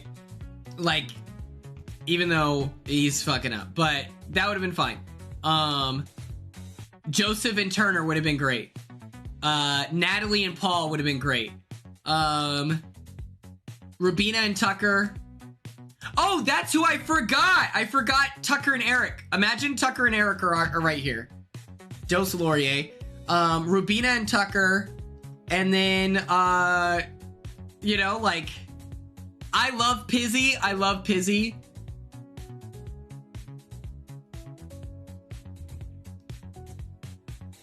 We could have gotten AmeriCorey, Quinn and Angela. Angela and, Leah.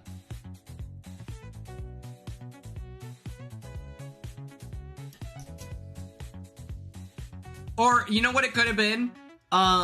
Rubina and T-Core, Quinn and, Tucker. That would have been funny.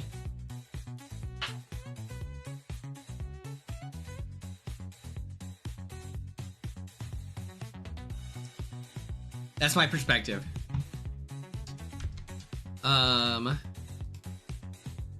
Yeah, they're just too good. Baines Bros, I love them. I think they're hilarious. I think it's so funny. The fact that they are commercial truck drivers. They have a CDL license, which takes a lot of work.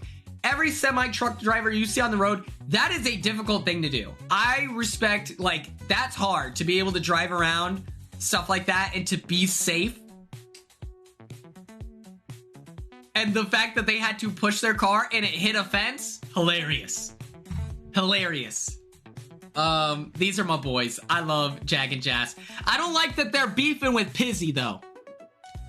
I don't like they're beefing with Pizzy, but let me look this up.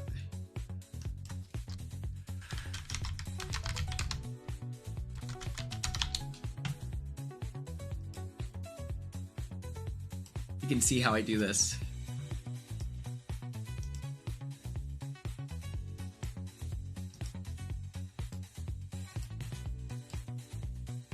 Oh, sure, don't work.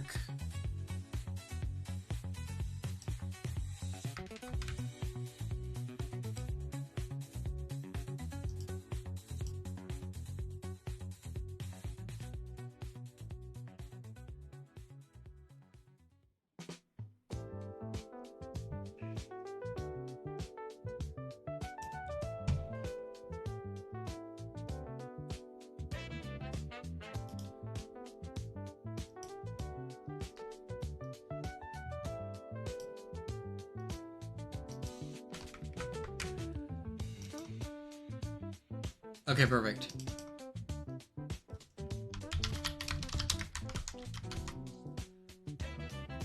Perfect. Okay. The Ab Twins, 0 complaints. Wait, yeah, Ella, did you do the thing?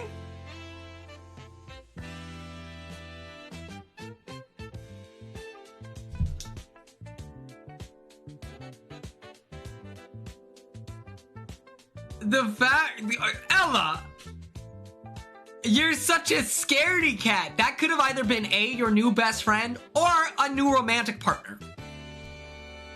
This is insane.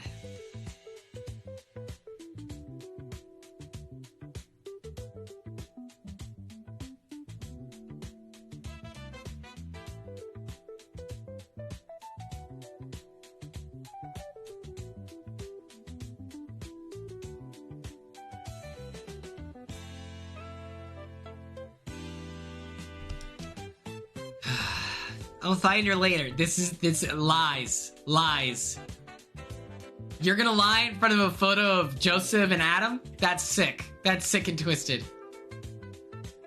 Nicole, no, Nicole, this is the problem. This is the problem. That's crazy to me. You gotta shoot your shot. Come on.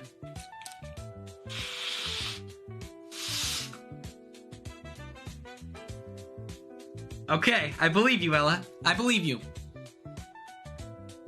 These boys, first of all, I love that the host guy said, I think they are the loudest team we've ever had in our lives, as they are screaming on the top of their lungs, so excited to see Phil. Thank you, Star. They are ecstatic. They are screaming. I think it is so funny. I think it's awesome.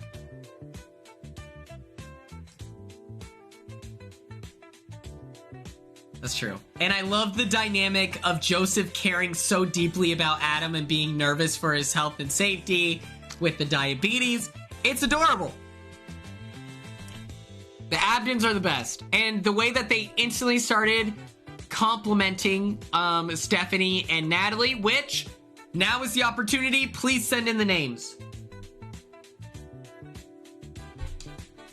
And while you're sending in the names, your name ideas /poll, if you are Natalie and Stephanie, would you wait for the Ab twins?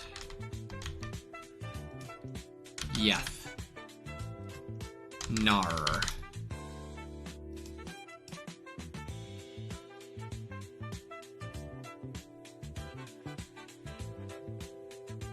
Okay, so we'll skip over Natalie and Stephanie, and we're gonna go straight to the Burnabys. The Burnabys, I love that they gave us a song performance today. I feel like they have raced this race with just kindness and excitement. The fact they're doing it for their mother is sweet. I like them both. I think they're goofy. I like how complimentary they are for each other.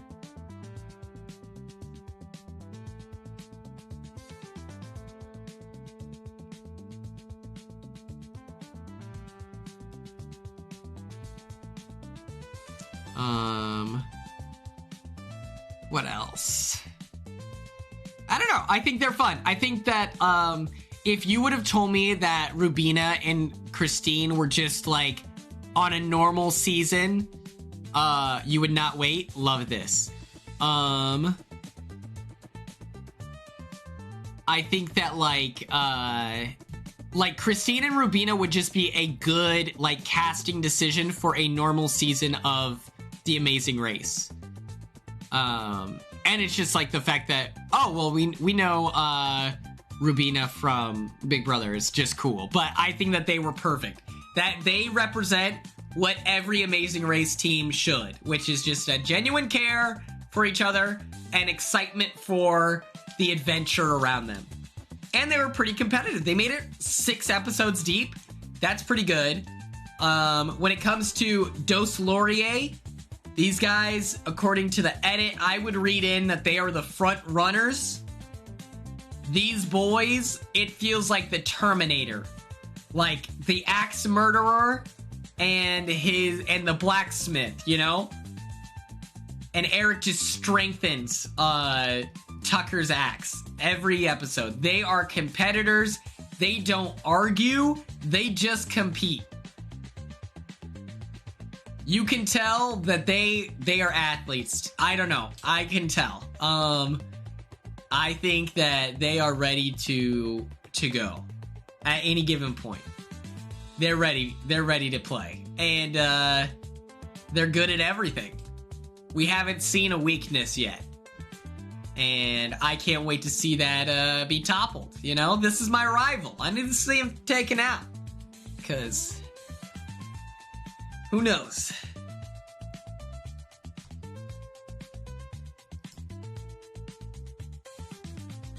While we think of a name for Natalie, or if we don't have any names, we'll just...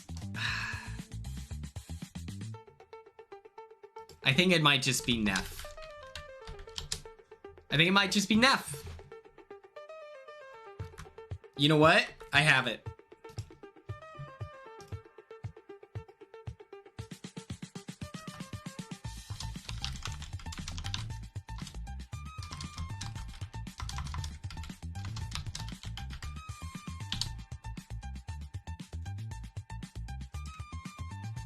Good Neff.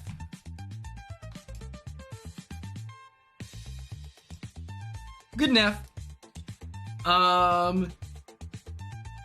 Spy Girls 2.0. Okay.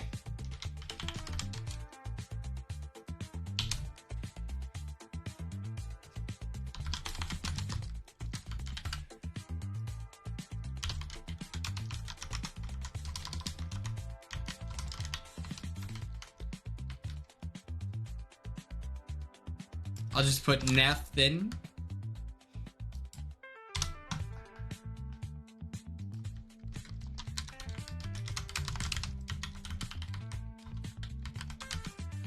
"60 seconds on the clock. Let your voice be heard." Neffily is cute too. Okay. We'll put that. Whoever wins between Good Neff and Spy Girls 2.0, we will then put that in a... And nephews. Okay. Okay.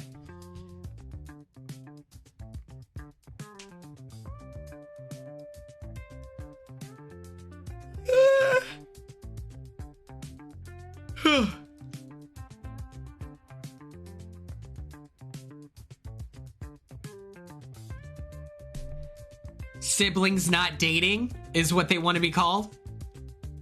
We'll add it to the list. Can I just start a new poll? Okay.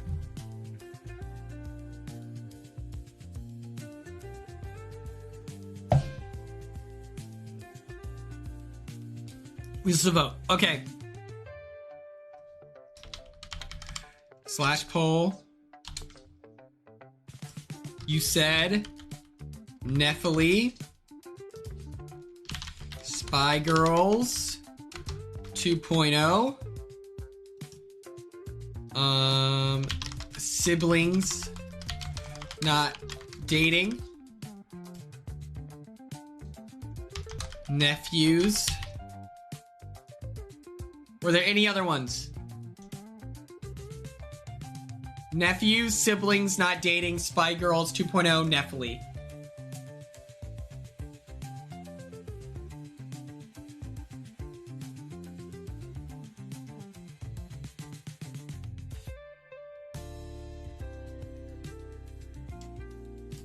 I think that's... Yeah, we could do that. Okay. Anyway, let's talk their dynamic.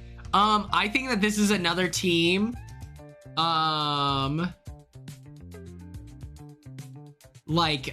this is another team like Rubina and Christine,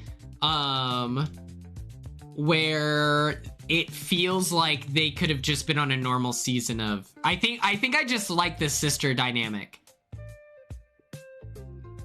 But it just feels like they could have been on a normal season of The Amazing Race. They're so good. Because it's like Natalie is so sweet, and then Stephanie is so, like, here to compete type thing. And they're both so smart. And, like, I think they could win, like, a normal season of The Amazing Race. I think they are, like, for real competitors. Like, I think they're sick. And I've met them in real life, and I'm obsessed with both of them. Natalie has a dog named Poppy, who is so sweet, and he likes to crawl. Okay. Nephews and Neffily. Slash poll. Okay. We're running this back.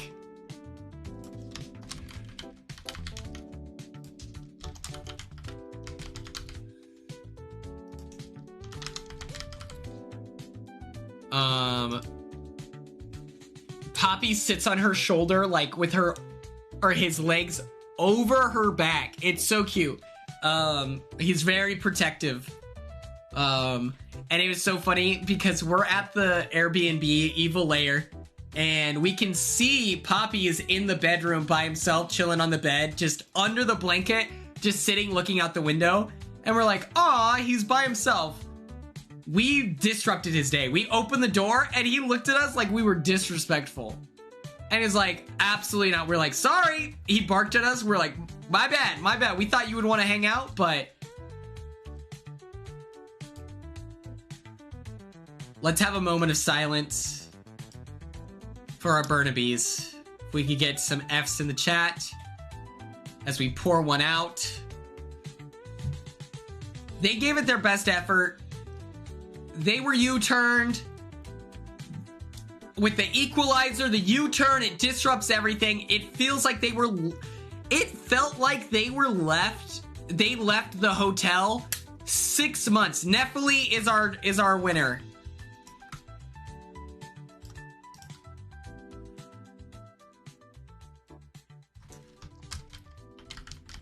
Nephili. Cute. Cute.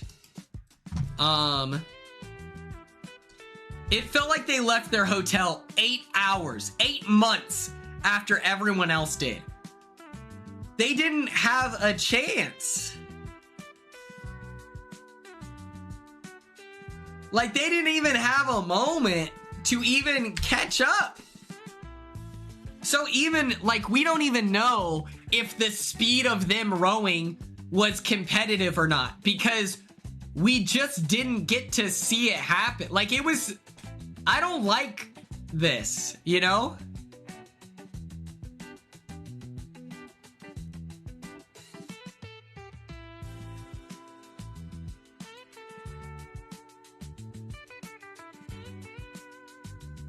Oh, they timestamp the departures. Tim, that is great. I don't know. Also...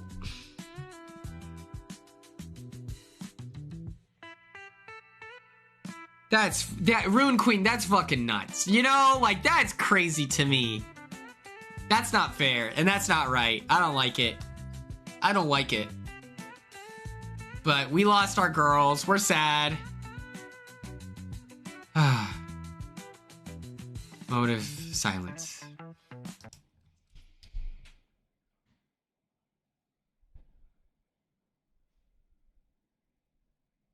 I also thought it was hilarious at the end where Phil is like, is there, you know, how are you feeling? I thought they were going to bring out Tucker and Eric so that they could have like a romantic goodbye. CBS probably was dying for that, you know. Lovers quarrel. Very loud moment of silence. I turned off the music and was silent for 20 seconds. What are you talking about? This is crazy.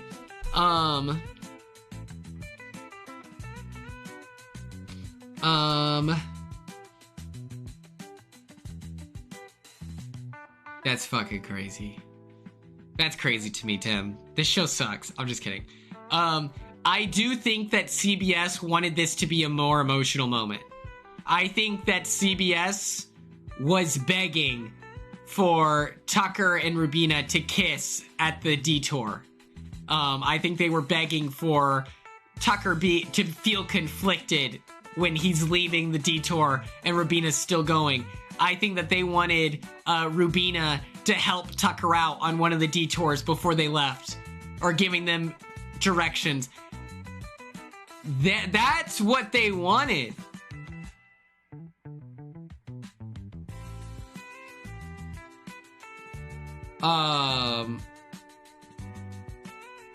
And they didn't provide that. And so I'm curious if they lied. Or more realistically, casting was not listening to Rubina and Tucker when they said, no, that's not going to affect us in the race. That's much more realistic. Because I know Rubina would say that.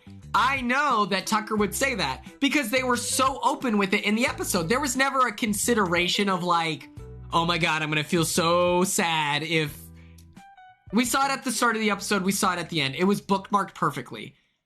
And I think that that is a short-sighted... Like, AmeriCorey, if it were Corey and Zach, and then America and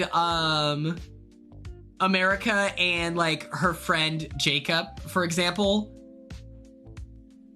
that would have been like emotional, you know? But even then, I think Big Brother players are not wired like that. If it would have to be some real lovers, like Brendan and Rachel is what you would need for that dynamic, because I just think that that's what you want. If you're not gonna have a relationship together, you want a lover's quarrel, difficult moment, end of the universe, the apocalypse, they get eaten by the zombie and you're forced to live, and then you have to carry that guilt for the rest of the season. You want the episode after Rubina goes home for Tucker to whatever it's called, U-turn Jag and Jazz and say, that's what you get for messing with my girlfriend. Like, that's what you should have done. Joseph and Abden were better to Hannah and Simone than Tucker and Eric were to Rubina and Christine, you know? And it's just like, I think they should have put them together. If you're already gonna break the concept for Tucker or for Taylor and Kyland and let them work together, you know, Joseph and Abden, Adam, I'm congested, I'm sorry.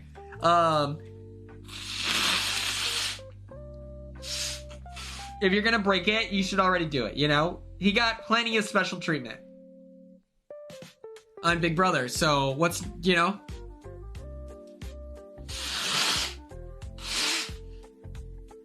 I've been way more congested. Offbeat Zero, what's up? I just think it was very funny. Phil asks, and you're expecting this emotional moment where she's like, I hope Tucker can win it all. She's like, yeah, Tucker and Eric, they're good at everything. I don't care. Like, I want Paige and Izzy to do well. And I think that that social game should have bled into The Amazing Race, where you vote at the start of the episode for people to be U-turned. Because that's Big Brother coded. I don't think that it should have been so normal, you know? I don't know. I think it was short-sighted. They should have been together. They could have been together. I think it would have been okay.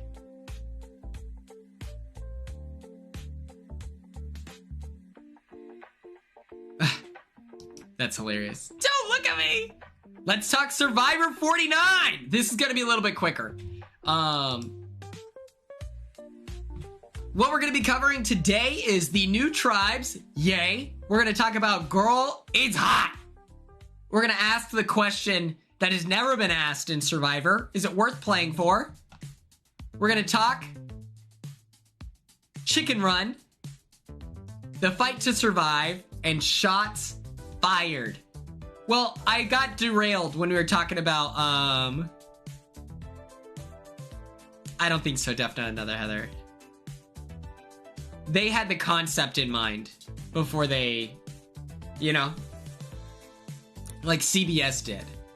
And so I think they wanted that dynamic of like, you know,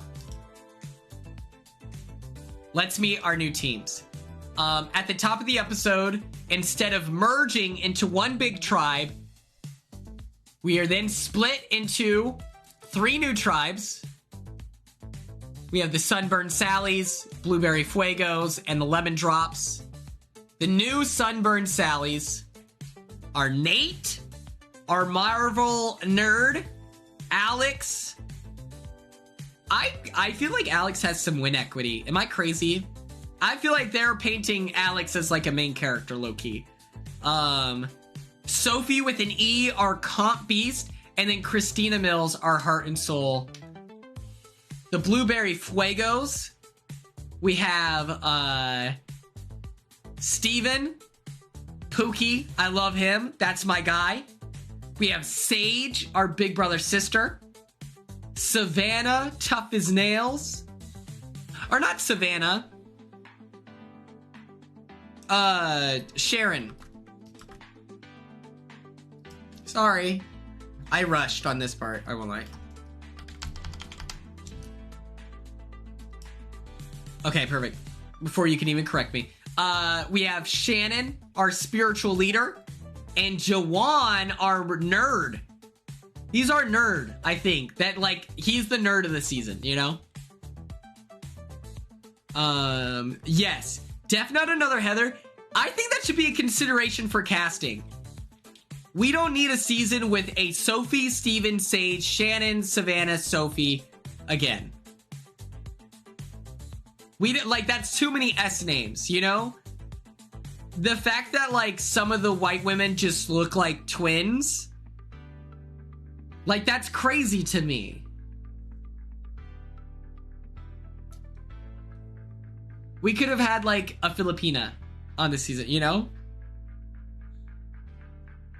It's just, like, a little confusing. And it's not their fault, like, it's just unfair. With the way the new era is cast, and they know, like, okay, we're probably gonna have these people in the next season, like, and it's so incestuous of, like, oh, we have these people from Big Brother 2, I think they could plan ahead. But I also get it. The names, like, are not the priority. It's the characters, but whatever. And then the lemon drops, we have MC, who might be Hercules. Like, have we discussed the fact that MC is good at everything?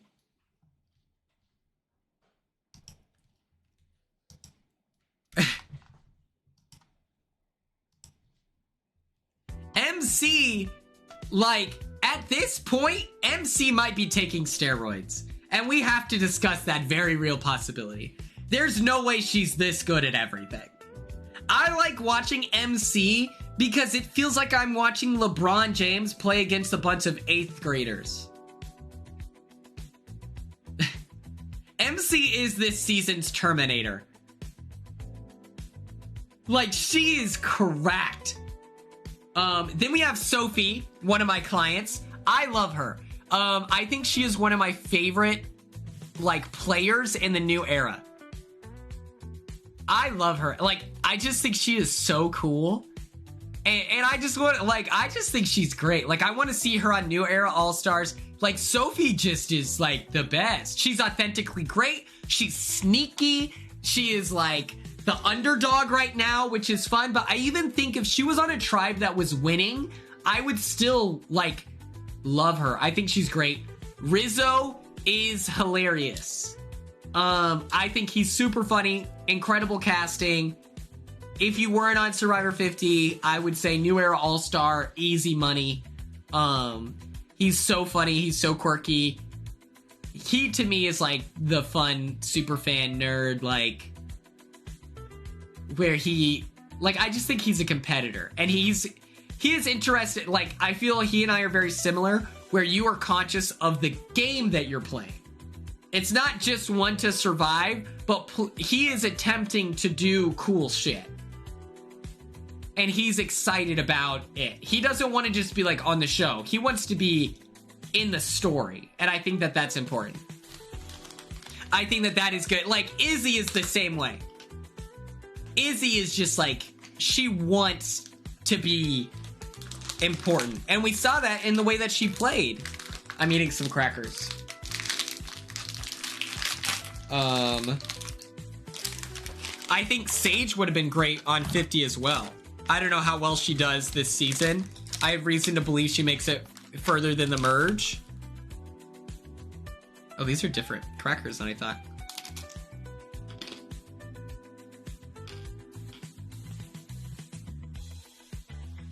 Sage is awesome.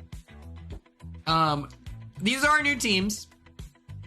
And I'm just gonna run a little poll. I'm just gonna... You baddies mine.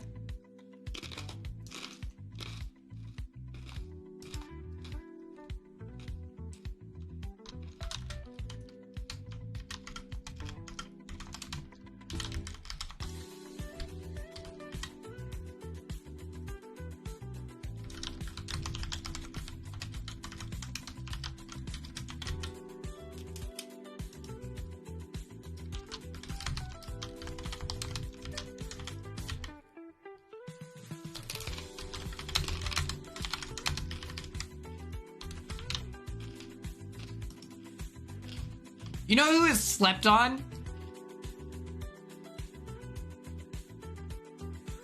I think Nate is slept on this season. I think he's been fun. He comes off as so thoughtful. These are kind of good. Kind of bad.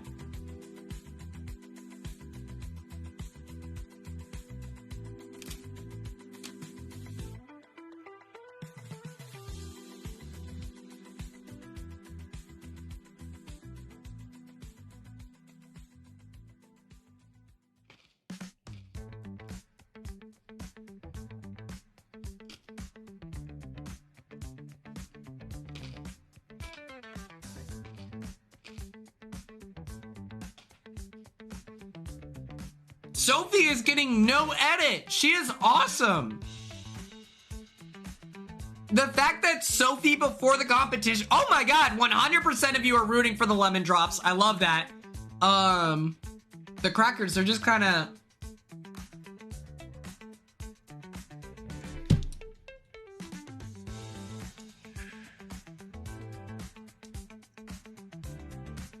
interesting.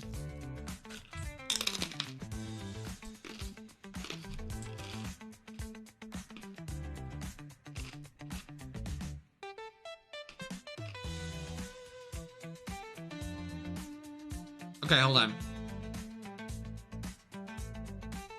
Hashtag Survivor 49. Fuck. Vibe check. Which tribe is your fave?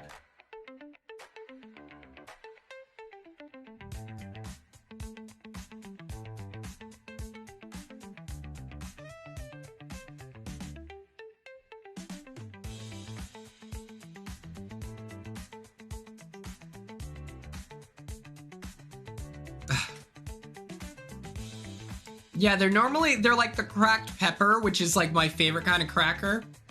Except outside of like maybe Steven. Steven's the type of white guy that I just adore.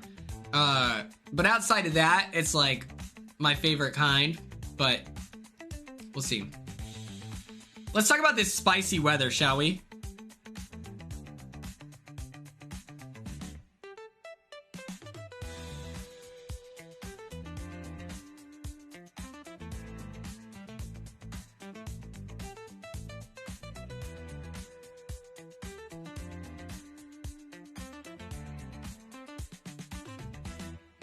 The lemon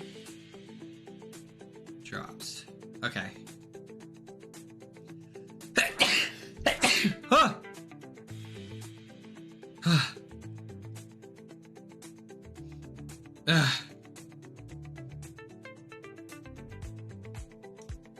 That was insane. What's today? Oh shoot. Tomorrow's Thanksgiving. This is gonna be, oh frick. Okay. We're gonna put together the Quinion Squid Game the Challenge draft. Fuck. Should I do that on stream? Or should I make a YouTube video? Would it be funny to record a YouTube video of me previewing all 400 people? Would that be funny? Like I end stream, like, and then just record myself on the website reading every single name and all that. All 456 people would be funny. Okay. I'll put out the poll. We're gonna end at like 3 hours then. Because I'll probably get done at 2.5 hours, and then I'll stream for 30 minutes, and if I don't get a Fortnite win, I gotta think of a prize for a chatter.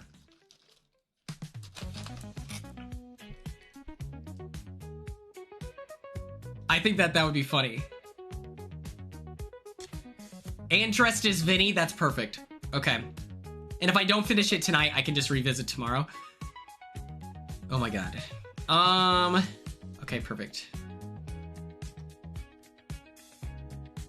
The prize be 10 Bitcoin. Is that like, that's like a lot of money, isn't it?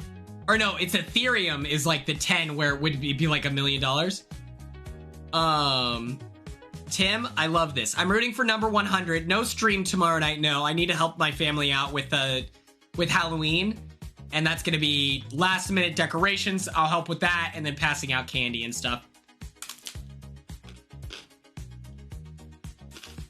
I'll record a TikTok of our cool haunted maze so that you get the full effect, okay?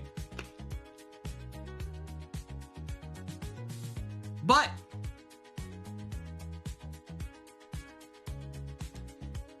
this season is so hot and sweaty that the heat is a main character.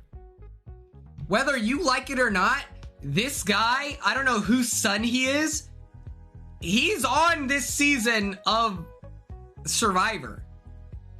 Yeah, it's like through our backyard and everything. This is what it's like on the set of Survivor 49.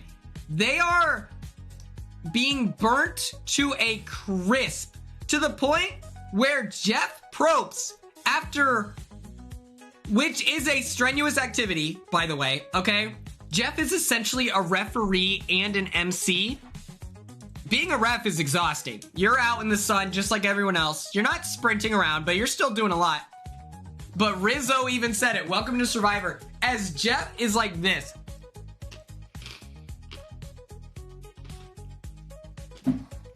That is, Jeff's getting up there in age. I'm a little worried about him. Uncle Jeff, by the way, hate that. I don't like Uncle Jeff. Aunt Julie, cute. Aunt Julie, cute. Uncle Jeff, that ain't me. No. You saw Q's tweet. What did he say? But yeah, this weather looks crazy. Shout out. Damn, you're a hater. It's funny because I like Jawan and even like Christina, my queen, my sweet princess. Love her. Oklahoma.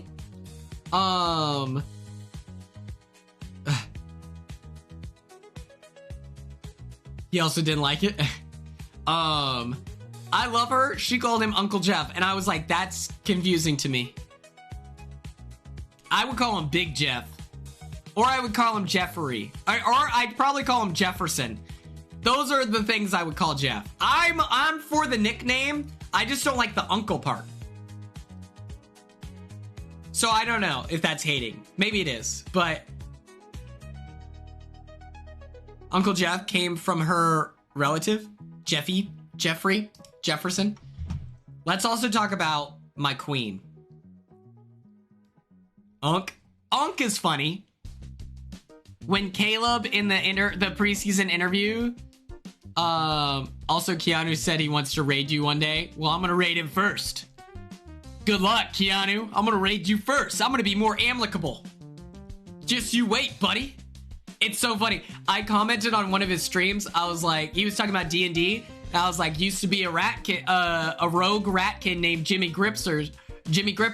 And he goes, he reads it out loud and he goes, first of all, that name's hilarious. Anyway, 2 seconds later, he goes, wait, is this Quinn? I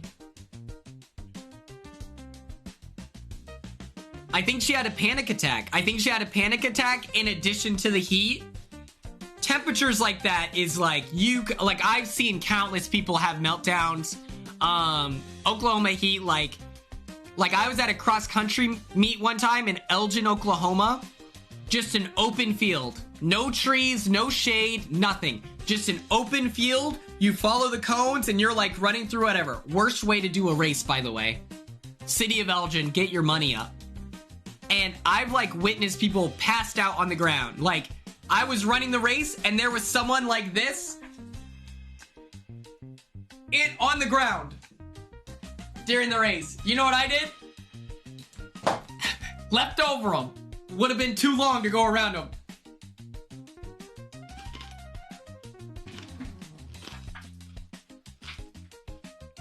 And when you're in heat like that, the reason why I bring it up you feel your emotions a lot harsher. And so I can imagine like the heat like that took her anxiety of a tribe swap and just amplified it. And so I think that this was like a great representation of like a panic attack, an anxiety episode, like, and the way that there was no judgment from anyone else. She wasn't called weak behind the, you know, in the DR, where now all of a sudden, you know, her tribe mates are questioning like tribe strength. Well, you know, Christina had an anxiety attack today. It was just like a mutual understanding of it's hot out, Survivor is a lot, you're dealing with it right now, and we're gonna go back to playing the game. She then went out and competed her butt off. If you see her when she's pushing the thing, she is like, ugh! Like, she did such a good job, and she should be so proud of herself. I just think that this is like the representation that we need on reality TV of like, Christina told us, she's like, this has never happened to me before.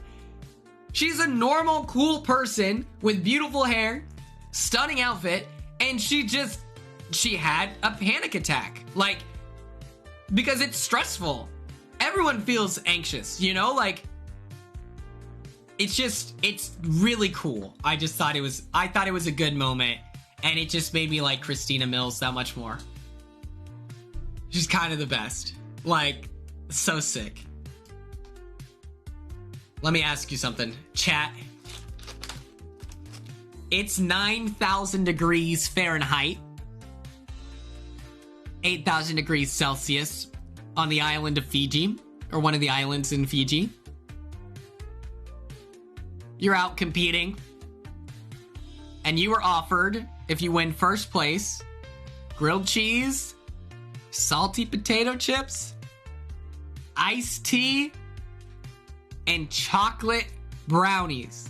Wii U Barbara, you get me. I'm obsessed with sweet tea. I don't know if I would share the picture with my tribe. I think that they would witness me in real time drink 6 gallons of sweet tea in one go. I would just do this.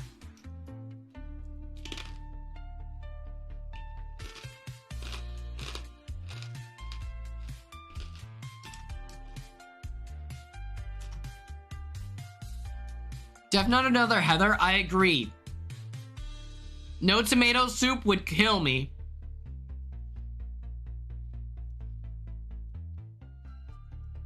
If you get second place, NyQuil pad, that's relatable. That's so fire. I think I could do it. I think I could do it. Maybe we'll do a 24-hour stream where I just tape. Oh my god, I need to see. I'll click that here in a moment. I need to like duct tape my hands to those like gigantic containers of sweet tea to where it like requires help from my team. Or no, I'll handcuff cups to my hand, and we'll have like those, you know, Gatorade where you pour it out on the coach, filled with sweet tea, and I just have to drink 6 gallons. If you get second place, you just get a grilled cheese. Third place, diddly squat. I think it'd be funny if you got third place, you get a punishment. Like, don't worry, we have something for you too. And then it's deep fried worms or something, you know? I think that would be funny. Slash poll. Worth playing for.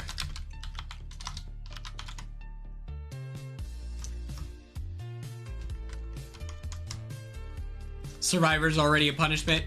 Probably. I think that it would be a good, like, you know, production wants these people to not die. And so it's like, okay, we give you each 3 deep fried worms. Mostly you're just eating the breading anyway, but, you know, could be a way to sneak.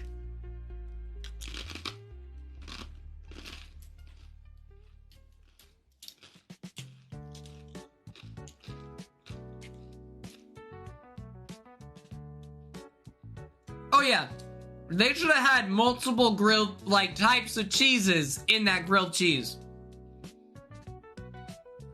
With, if you can't do tomato soup, a tomato spread. That could be good. Yeah, we didn't even see the chocolate brownies.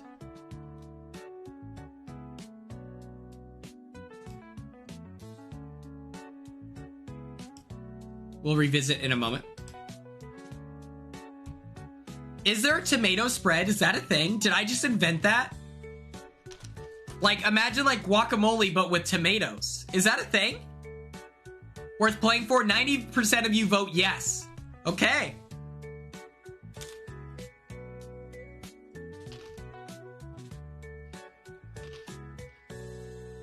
A sun-dried tomato spread? That sounds good.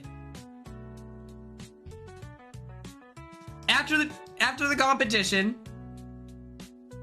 we go back to Steven's tribe, whatever team he's on, I don't remember. And there is a reference to a movie called Chicken Run. Unironically, this is one of my favorite movies of all time. I've seen this movie 12 bazillion times.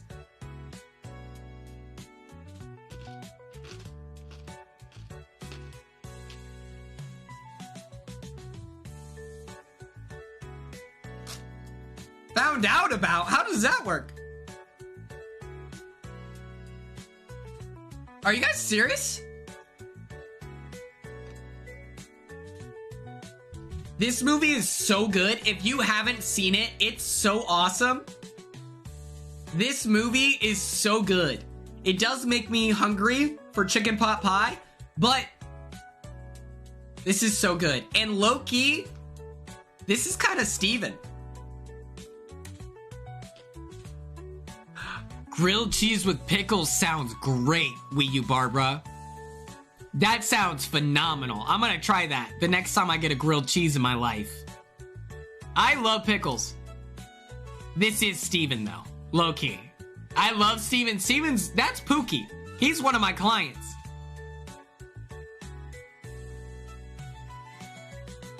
Jillian, how are you? What is up? I'm gonna be in Nebraska. I'm gonna be in your state. Are you in the Lincoln area? I would love to stop by and say hello.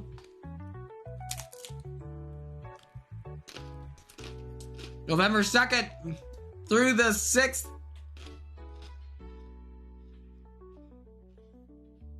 I can be? Hell yeah.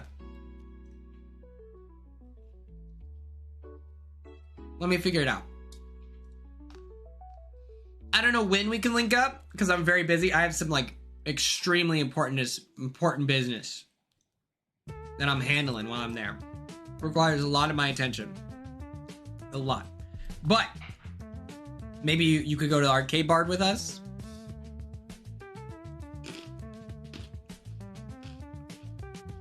Or something like that. I don't know. Drug deal's crazy, Vin. I don't do drugs.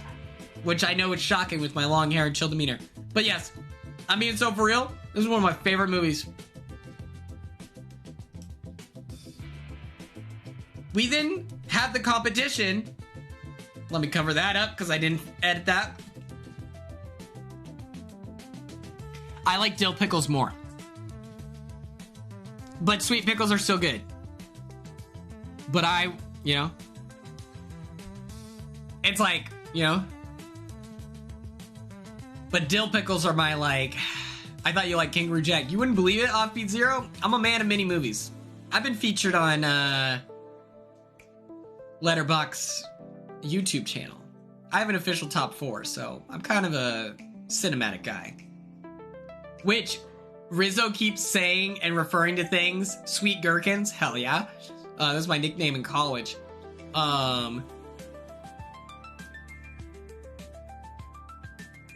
Rizzo keeps saying cinema. And MC backing it up because she's not only is she a comp piece, she's phenomenal. And she says, it's gonna be a movie. And I was like, MC does it again. Wins me over with her charm. What a queen. In the immunity competition, Christina, she's tied together this thing, the stick. It's taking longer to grab the keys. All hope is lost. There is not a chance in hell that this team can take off and survive. Someone is going to tribal council, and they are going home they are going to tribal council for the last time because they are being sent to the Shadow Realm. Pre-jury. You're not in the episodes, Buster. You don't vote for the winner. But do you know what happened? Do you know what happened? Nate and Sophie happened.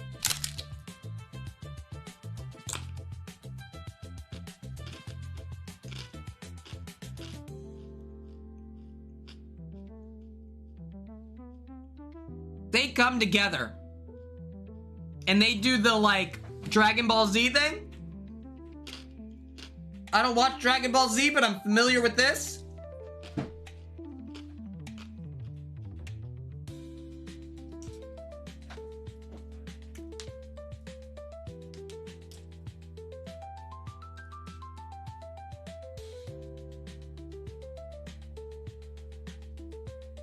They do a Steven Universe fusion dance and maximize their joint slay. Wii U Barbara was on the set. Thank you for sharing that. They sit there. They navigate this ball.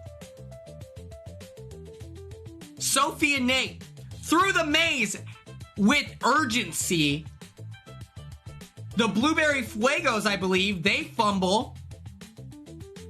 And then, like a viper, they grab that. You know the chain snatching meme?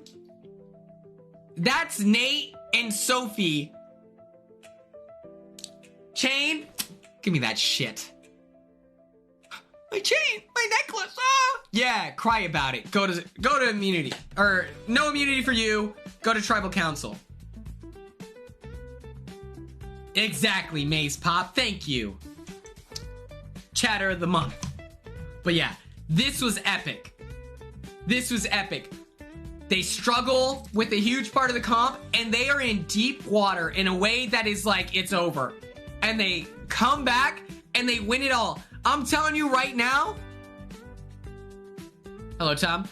If I were Nate and Sophie, you've seen Big Brother 26 when I won HOH. I would have grabbed the ball, something, chucked it into the ground, and been like, I'm like that. I'm like that. What? Like it's hard? Sophie here. In there. Dap up. Team synergy. What? It doesn't matter. It doesn't matter because we came back. What? What, dude? Let's go. Are you kidding me? It was over, Jeff. It was over. I can tell. I pointed the camera. My friends and family, they're watching the episode right now. They thought it was done. But we decided no, it wasn't. And so we came out and we did what we're supposed to do, our job. Thank you. That's what I'm talking about, dude.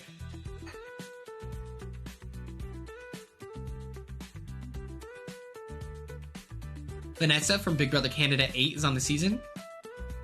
Hell yeah.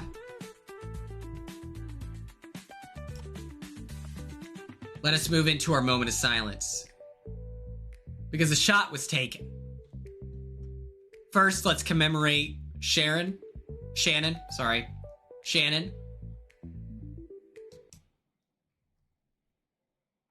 All right. Our spiritual guide. I really like her dynamic.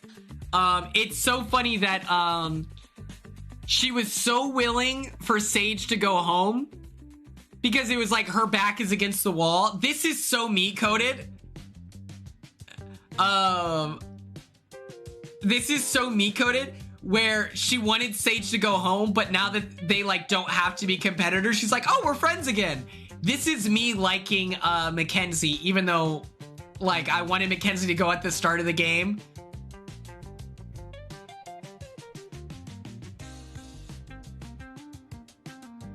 Like, so funny.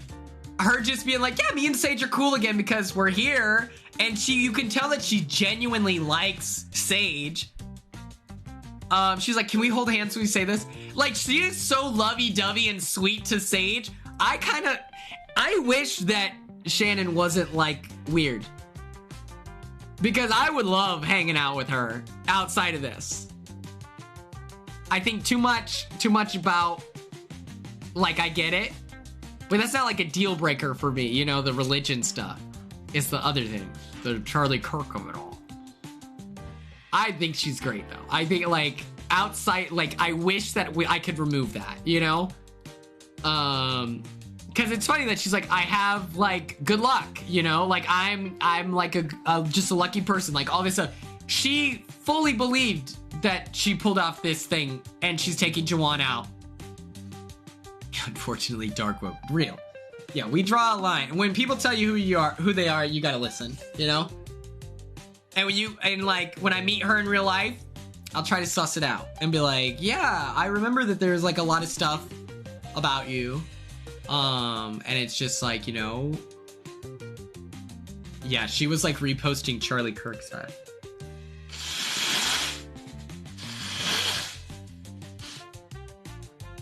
Sweet Jesus, I'm fighting for my life, guys. But let's talk about how this happened. Sage is so sick. She doesn't like Shannon. She knows Shannon was trying to get her out earlier. And so she goes, she talks to Steven, but most importantly, she talks to Jawan and lets him know, hey, you're the target, bud. Just a quick little heads up, FYI, she wants you out. To which then we are met with the most interesting response and DR about it. Oh, I love Sage. Ever since her interviews where she was talking about the blackheads, I was like, that's my big brother Queen. Yep.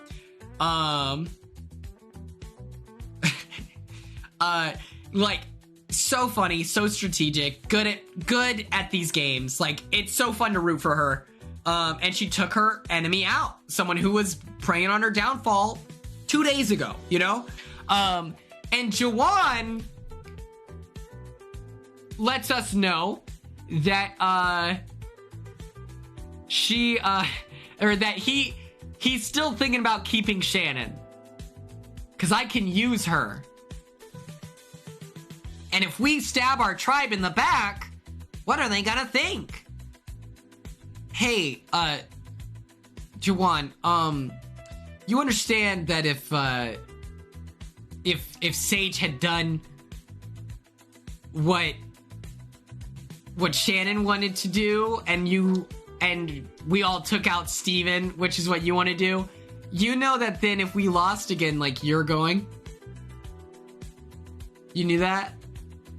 You weren't confused by that? Oh, that's so weird. And it's like you didn't go with Sage's plan when she brought it to you, so why would she then work with you? Huh. Oh, yeah. Oh, that's weird. Oh, weird. I didn't get that at all. I don't know if that's like they just are trying to make it seem like it's like they're trying to trick us, so then we all watch until the end of the episode because we want to see how the vote pans out. I'm begging that that's what the situation was. Otherwise, Jawan, what are we doing, brother? I need to...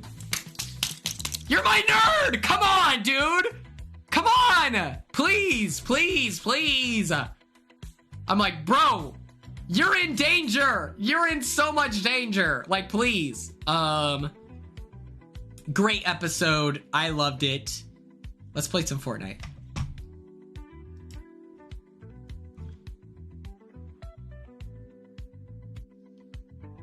I think what it is that this season of Survivor, we are witnessing, like,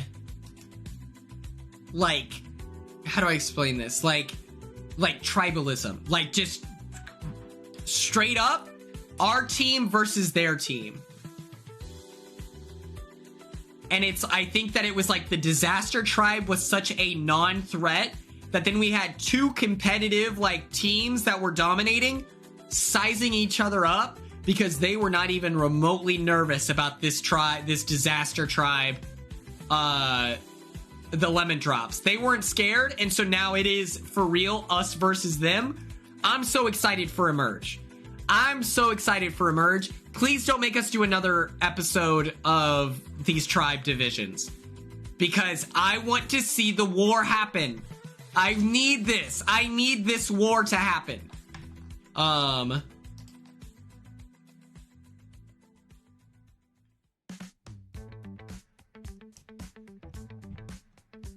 my god.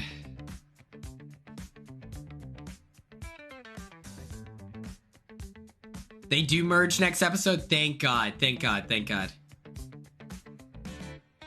Thank God. Because you know sometimes they fuck that up.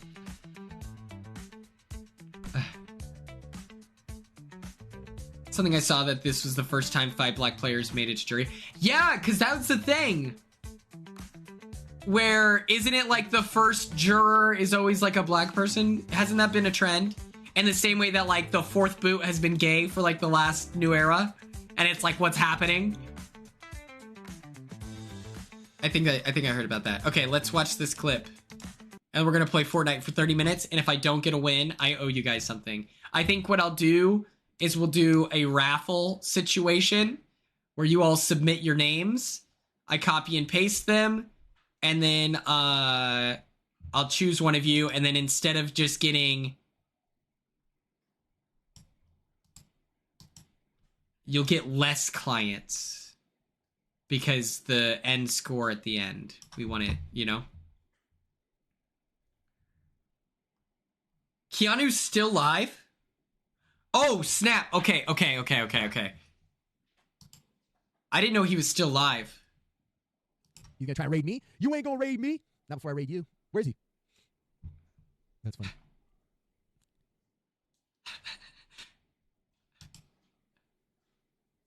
You gonna try and raid me? You ain't gonna raid me. Not before I raid you. Where's he? Oh, shit. Okay. 30 minutes. Christine, if you gotta go to bed, girl, you gotta treat yourself. I'm only playing Fortnite. You gotta treat yourself. I'm only playing Fortnite. Okay. I gotta start it. Fortnite. Mods, start a countdown. And then let me do this. I'm just kidding. My phone's right here. Okay.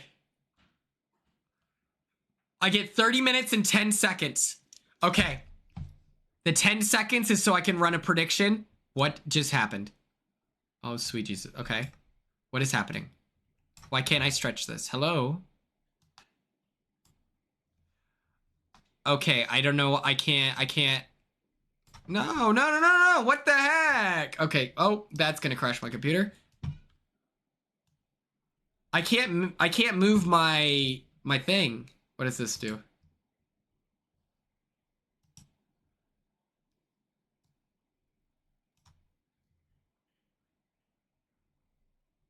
I can't run a prediction. It's not gonna let me because I can't see. / prediction.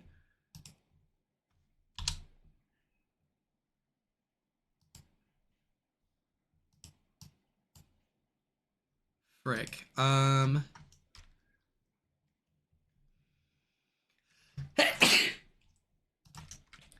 Does Quinn win in 30 minutes? Hopefully this works.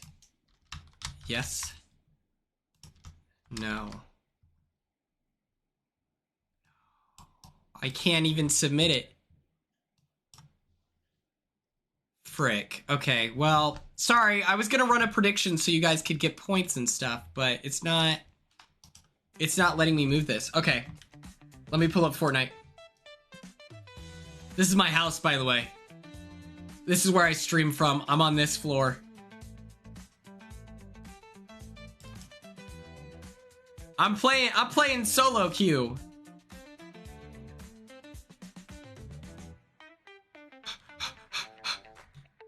I don't need 30 minutes. I'm gonna win first round. 28 minutes on the clock. Yeah, this is my house, if you were curious. I love the Scooby-Doo. And this, oh my god, I wish I had this banana. Come on. I'm dressed as Vinny. Come on. Comp Beast. Let's go.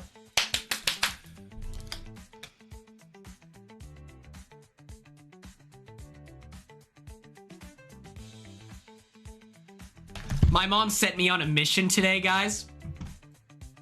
And I had to find black tablecloth, easy.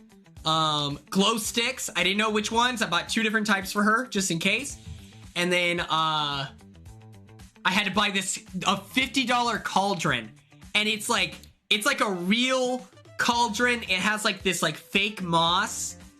Like it, but it's part of the mold, so it's gonna stick around and be nice for years. And then let's go, let's win, let's win, let's win, let's go. Come on. Big money. And then I had to get bubble solution. But specifically, it's called like Gazillion Bubbles is the brand my mom's looking for. The good stuff. You know, she works in early childhood and development. She, you know, she helps with that stuff. So she knows what the good stuff is. She sent me in there. Green bottle, purple cap. Hello, Nicole. And so I'm like, it's time. I searched and searched and searched, found nothing. No, it's called Gazillion, actually. Thank you. Mods been Nicole for 6 years. Here we go. I did, but I got her a different bubble solution, and she said it's fine. Just disappointing. I went to the toy section, of course, and they had the sickest stuff. There's a Morph X-Men action figure that I really wanted. He's like wearing, it's like a molded, like, leather jacket. So sick. It's just a cool toy. They had a Wolverine that I wanted. From X-Men 97 is like the art style that these toys are from. And then they had a Gamerverse Spider-Man toy, which I own 2 of. They're like different figures, but they're like really high quality, and they're like the most unique suits you've ever seen. They're so unique, like, and so I was like, oh, I really want this because it's like, I know,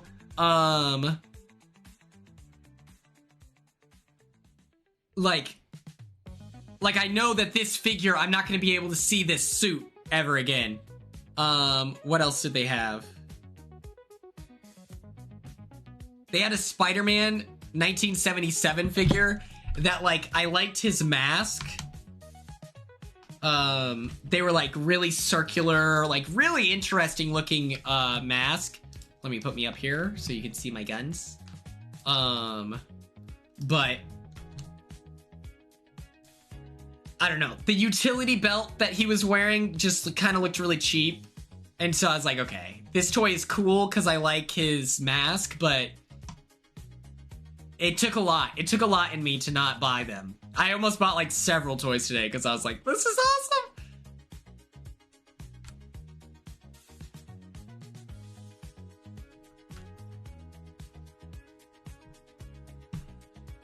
I refuse to leave until this flag is up.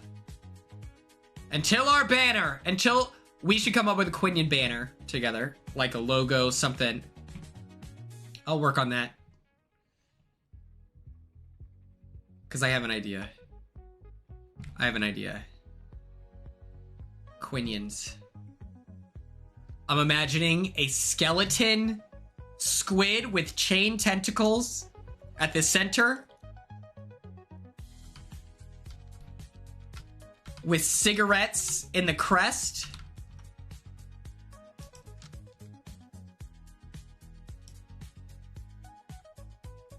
Oh, Wicked has new toys.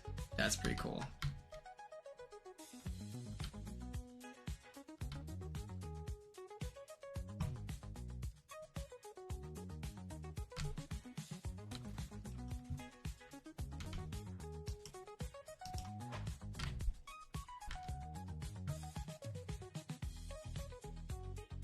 I know what you're thinking. Quinn, you should swap the shotgun. Nope.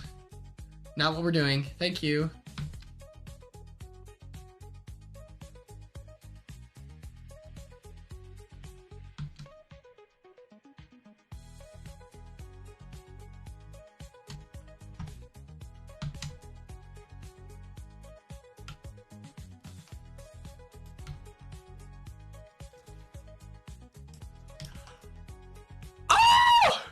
Yup. That's a win. I'm winning this. I'm winning this. 22 minutes on the clock before we raid Keanu, before he can raid us. Keep him distracted. You all have to keep him distracted.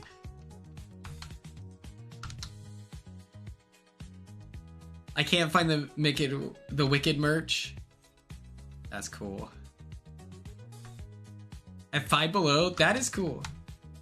Man's on a 9-hour stream already. Maybe he'll be there for 10 hours. Come on, I can do this. I can do this. I can win. If I just win this round, I can hustle him first. Or raid him first instead of hustle, sorry. Dude, 5 Below also had Snoopy stuff, right? 5 Below, I feel like, is really trying to take over the, like, Dollar General monopoly. Like, I feel like they're not playing around. They get the coolest collabs. I like 5 Below because they have a good sunglasses section, and they're not too expensive. Like, I think I bought, when I did that Valentine's Day stream with Demi, I think that I bought those heart-shaped sunglasses for like $5. Okay. Oh, activate Rift? No thanks.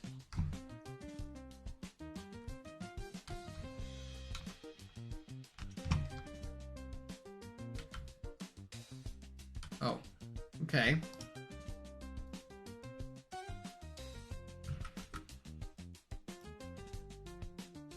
Okay, wait.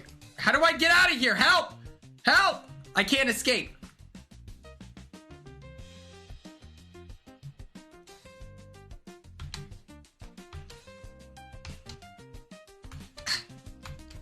Let me. Okay.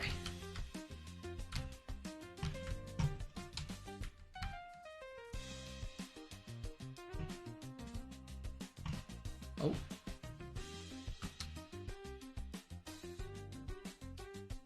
True. They have cool horror stuff there too. Man, when I'm in Nebraska, I should go to 5 Below. I think that'd be fun. What's it called? So my fraternity, we're called APES, you know, Alpha Pi Epsilon, APE. And so when I went up for Greek week, and met my, like, fraternity, like, grandson, or great-grandson, his name's Joe. I bought this gigantic banana. Like, massive. Banana, and I just, like, inconvenienced him with it. I was like, hey man, I got you this. And he's like, oh, thanks. And I'm just like, yep, no worries. Anyway, see you later. Okay, cool, sick. Also, hold on.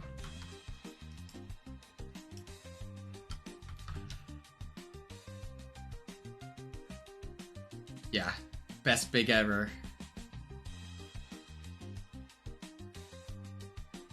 We took him out to Who Hot. Oh, I should go to Who Hot when I'm in Nebraska. Do you guys know what Who Hot is? Do we have any Who Hot heads in the chat? Any of you baddies ever had Who Hot?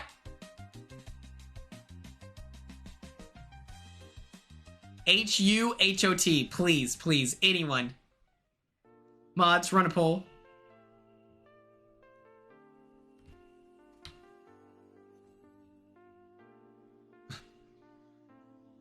Not a soul in here knows Who Hot. Okay, that's crazy. Okay, let me explain it. So, sounds like an OF thing. Would it be a problem if it were? Huh? We don't judge sex work in this chat. Alright? Ah! Oh my god. Oh my god. Oh my god. Oh my god. Oh my god. Oh my god.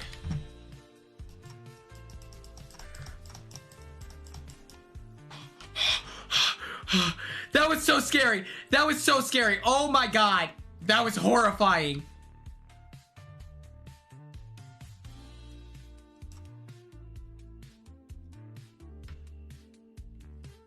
We don't live in the middle. Alright.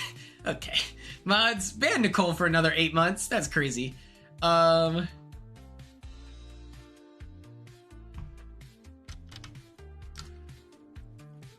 Okay, let me explain Who Hot. it's like a Mongolian grill. And so what you do is you go in and you buy like, or you don't buy, it's like you spend 20 bucks and then you're good, right? Like, oh my God, what is happening? So you get your they have like 6 different types of noodles. And then,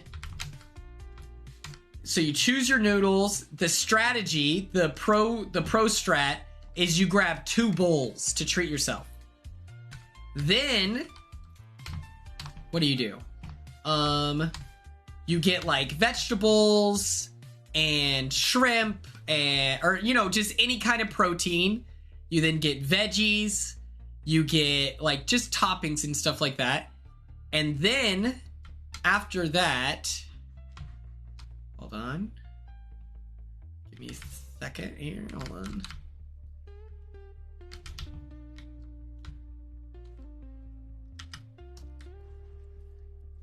You get all of that. Then you get your sauces, okay? Different broth options. This is insane. What is happening? I saw like a full like soup thing or elixir thing. Okay.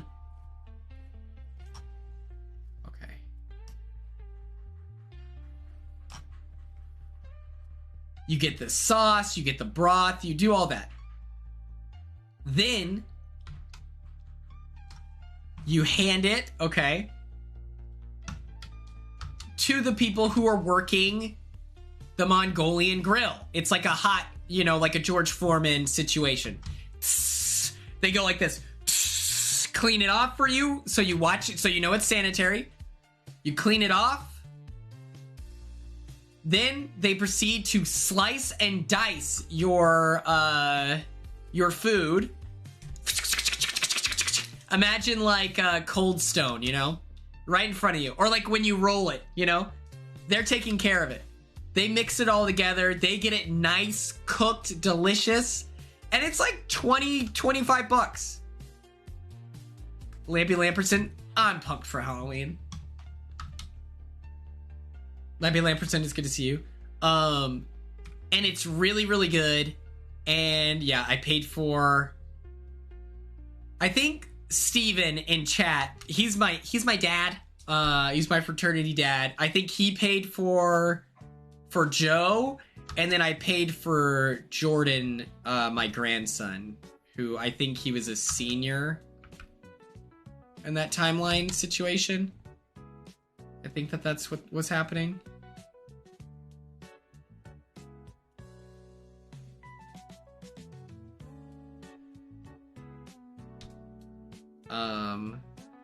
But it was just, I you know, it's cool. Whenever you hang out with a college student and you're like an adult, I feel like, you know, part of your job is to pay for their meal or something like that, you know? Show up with a gift. And the gift that I got, oh my God.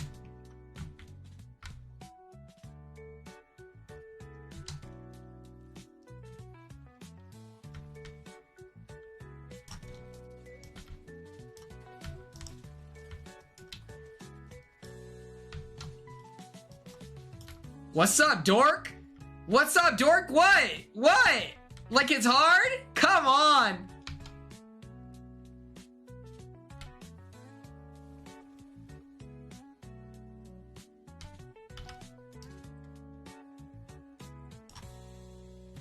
I don't know why I can't open this.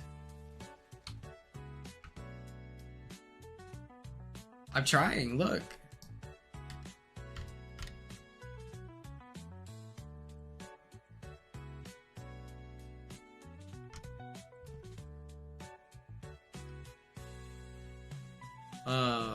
But yeah, I bought him a big ass banana and paid for his hoo-hot. Like any good alumni would. You know? Don't thank me, guys. Like, guys, stop complimenting me in the chat for my generosity, okay? Come on, guys. I'm just doing my job.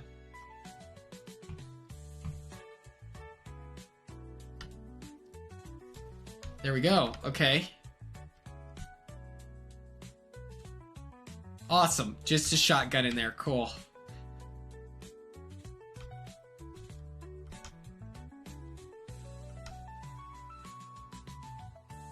Okay, perfect. That was so easy. Nailed it.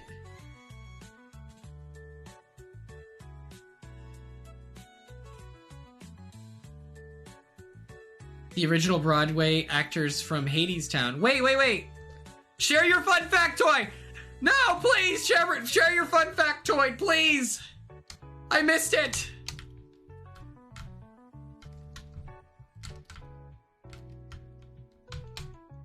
Oh, they got married. Cool. Okay. That's cool. Wait. I like that show crushes are real and even Broadway stuff, you know? Ella, you can be honest. Is the reason why you didn't flirt with that Chick-fil-A employee because you have a show crush? Is that what's going on here?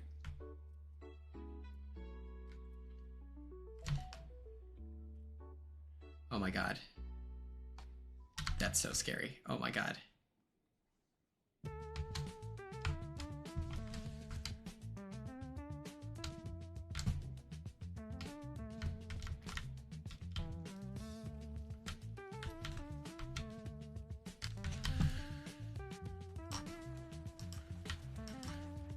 Anya.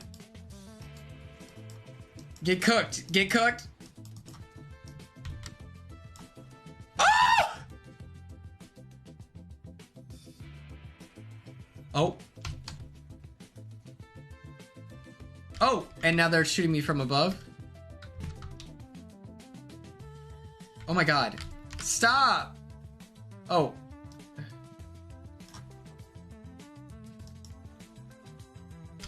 Okay, shit.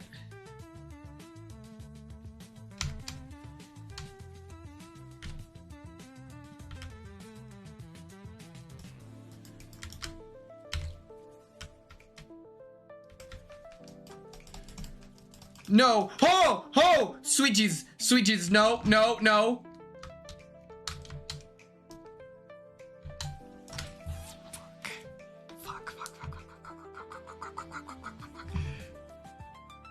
I was doing such a good job. Oh my god. 10 minutes. I think I'm only gonna have one more shot. I think I'm gonna only have one more. Oh, I died to Wednesday during Halloween. She gets a buff. Everyone knows that.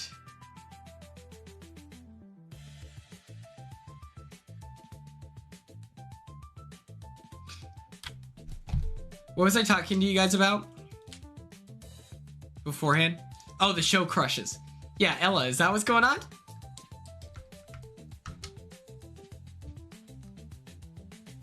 And it's like, okay, Ella, we get it. You're a business professional.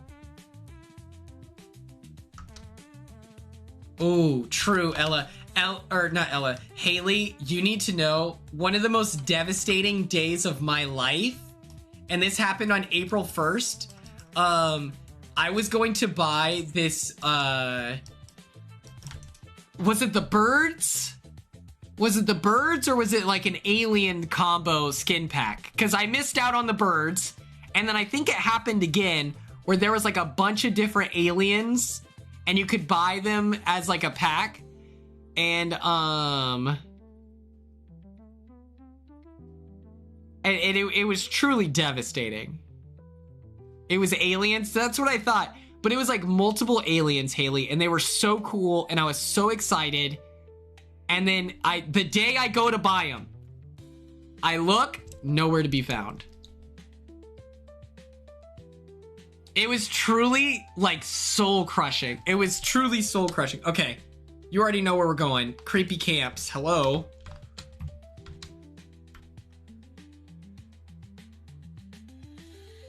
Okay, so at the Quinion meetup, I saw clips, okay, of Vanilla's Halloween party, okay?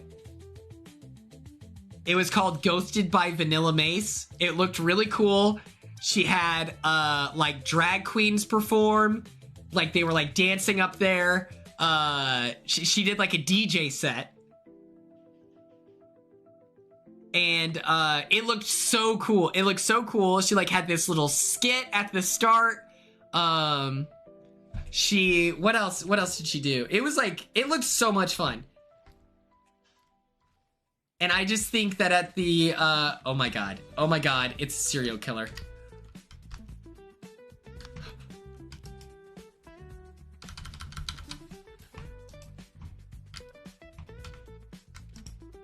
Oh my god. Ow! Okay. Cool. Okay, who's shooting at me? That's crazy disrespectful. Oh, no! Oh god, okay. She brought out like someone who was cosplaying like Springtrap, or maybe it was the actual Springtrap. I don't know what her budget was. Oh my god, we have 7 minutes. Before we raid Keanu. But it's so important that you all know this. I think at the Quinion, like, we're gonna do a party like that too at some point. Maybe not this November. Will I have motion? Not this November, but the next November. Are you all gonna stick around?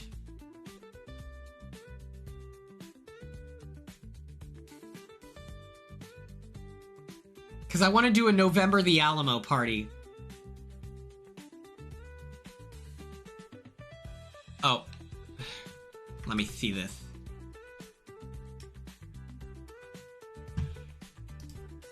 Thanks, guys.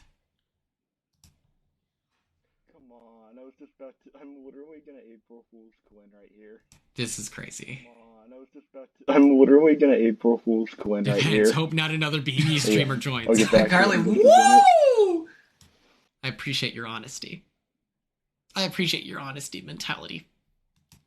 I'll make a part 2 of this. We can make it your birthday party. Come on. I should have gotten the Ice Spice skin.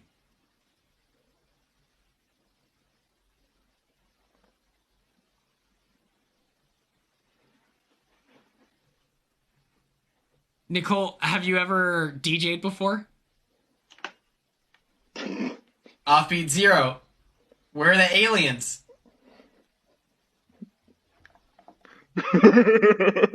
Of course he timed me out.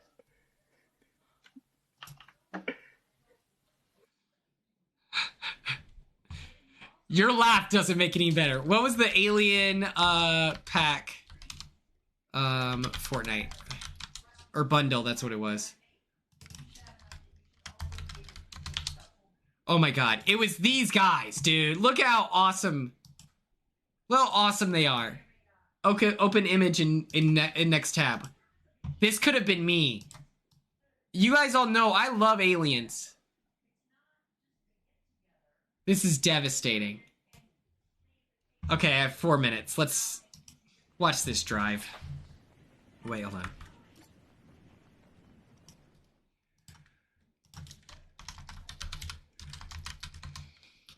Hey!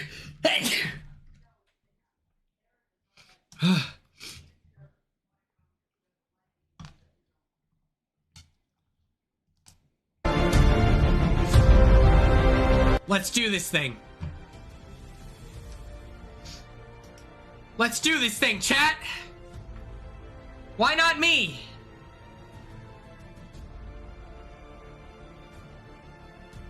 Why not me?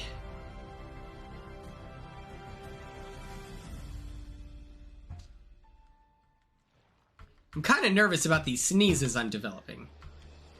There's no way I get sicker on antibiotics, right? And steroids? Like, that's just not possible? Someone lie to me.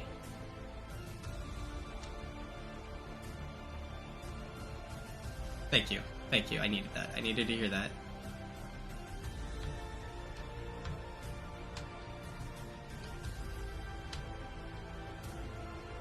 Let's do this thing. You know? Every Big Brother player's been in this position. Every single one. Back against the wall. Everyone's given up hope. Any logical person would look at the situation, calculate the numbers, crunch it. look at the statistics and say, you know what, brother, you might be cooked. Every single Big Brother player has been in that position. Seemingly born to fail. And for a life of pain. But here's the thing. I'm not every single Big Brother player. Where most falter and fade, I rise. I rise to the challenge. And I take those that would wish me harm in a high-stress situation, take them out back, and I simply handle business. And if you don't mind, I might just have to do that today. Is the music high enough that this is intense?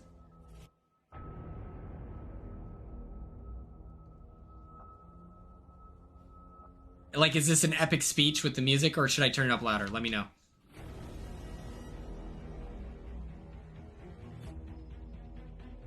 It's perfect.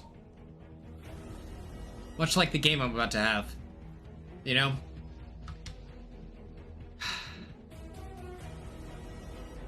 When I was in high school, there was a coach. His name was Kevin Harrington. The basketball team was set to compete against our city rivals and one of the most dominant teams in the state, Eisenhower Eagles. I hated them. They're from the west side. And just their existence would piss me off. Because I repped the East. East Side Mafia. It was greasers versus socias. Underdog versus those in power. Those with would-be authority expecting to, what? Maintain the status quo and win? And so while Coach Harrington's running the piss out of his team, he's yelling at him. We're supposed to lose. Everyone's written us off. No one thinks that you can win. There's not a single person willing to bet on you tomorrow. Everyone thinks this is going to be embarrassing. There are people who are like not even going to show up to the game because it's not worth the gas. He's blowing the whistle. Oh, this mother, you're about to get put in a body bag. And so he asked his players in that moment one simple question. You want to make headlines? And so that's what I'm about to do, if you don't mind. I'm about to take out the trash. I'm officially out of time. 41, 36, 30. Stay in school. And so if there's no objection from the 45 people in this chat, I think I'm going to go out and I'm going to make headlines.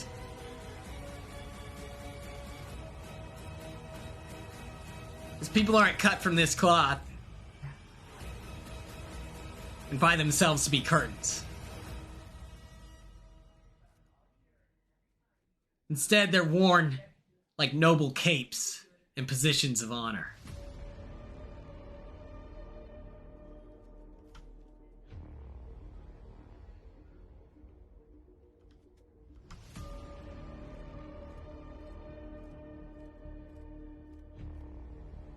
And it's like, I can tell right now, you're all stressed. You're thinking to yourself, not only is Quinn gonna lose this, and he's gonna have to gift one of our chatters the ability to recruit one less client, giving themselves a steep advantage in the Quinian draft. But he's also not gonna be able to... This is Tyler from OMAC, my brother. My blonde king, how are you? It's good seeing you. If I win this game, I want you to know. This shit's crazy. Tensions are high. Okay?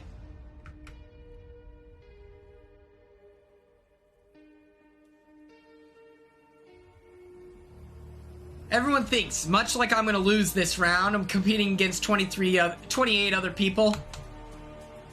Make it 27. Only 3 kills. I started the game late. I didn't choose where I was dropping. Game chose for me. They think that Keanu's gonna be able to raid me first. And I'm gonna let you know that's not gonna happen.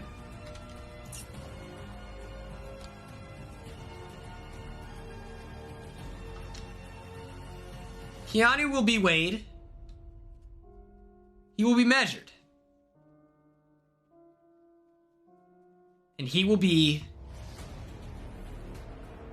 found wanting. Last person to call me their rival, to draw a line in the sand and try to take me out, his name was Tucker Delorier. You know what happened? Sent him home, pre-jury. Signed, sealed, delivered.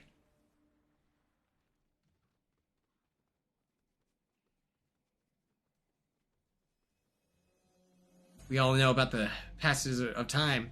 Then he got on The Amazing Race because he wasn't on Big Brother long enough.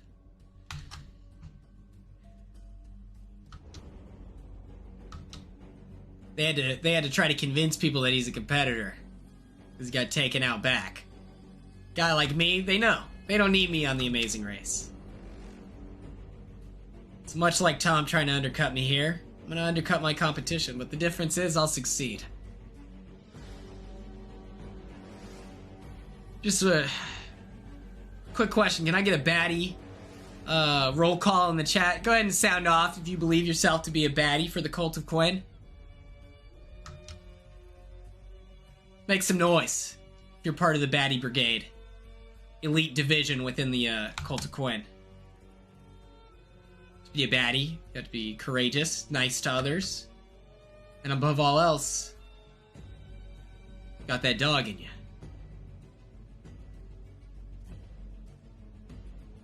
Ella, what are we doing right now? What is this self-talk?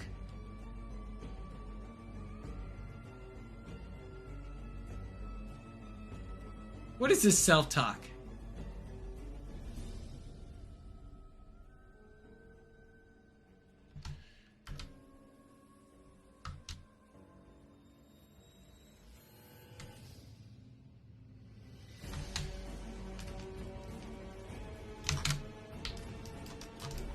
No. No. No!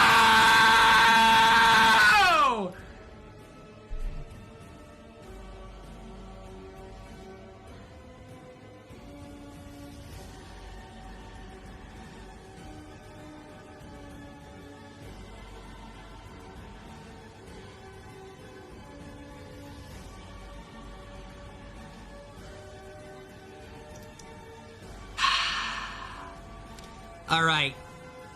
What's the best way to collect all your names? What's the best way to collect all your names? Why would you wait for the reload? We're throwing stones? Marbles? Okay. We can do marbles. Damn it. Fuck. I figured out, by the way, in my freak out, oh wait. And when I crashed out, when I lost, I thought of how I'm going to do it. Whoever wins the raffle, okay? So I'm first collecting all your names. We're just doing one quick round. Collecting all your names. And then what we do from there is I'm going to put your name on the random name generator. And we're going to spin until there's no one left.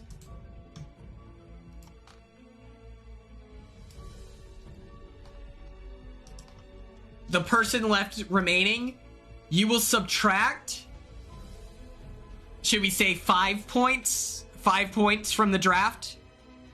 Because what we're going to do is each episode that your 20 clients survive, because it's 456. We'll do 26 clients because I was on Big Brother 26. Each episode, like episode 1, if they get eliminated in episode 1, that's plus 50 points or whatever.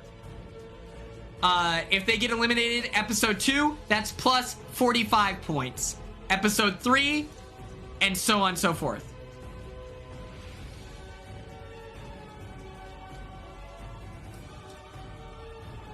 Does that make sense? So do we think it should just be 5 points? It's the draft for Squid Games The Challenge 2. We're gonna do a leap to remember. And baddies. Baddies. How this works.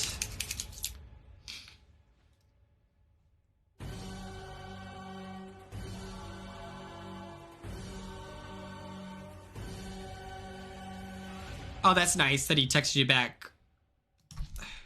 Exclamation point play. That is how you enter the raffle. I'm competing.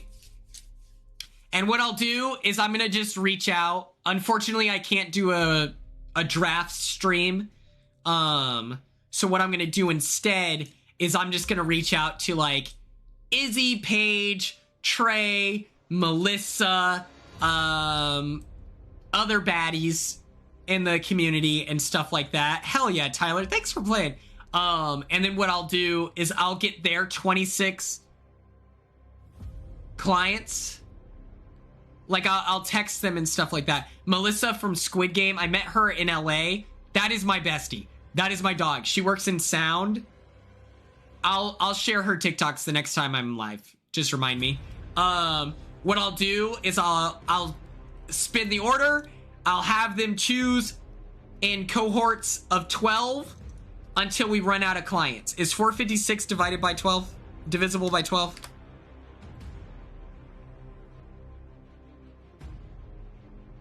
$38 times. Perfect. Okay. Exclamation point play, baddies. Can you see? Squid, I see you right here. And so we'll do a draft that way. And then, you know what we can do? We can do a mid-season meetup, and then we'll play games. I know I fumbled the bag. But I really want to include Trey and Melissa in this. And Corey and America. I think that would be fun. Oh, hell yeah. I love that Turner DM'd you. Not gonna lie, you're missing a lot of casual viewers right now. I don't know. Have you all sent it or what?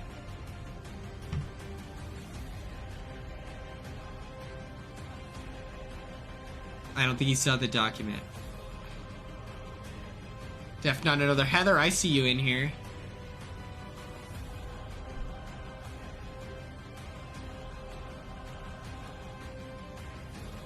Are you all sending in exclamation point play? Tom, do I see you on here? Tom, I see you. Cody Slayberry. Hell yeah. Sometimes it doesn't show up, too. It'll get flagged.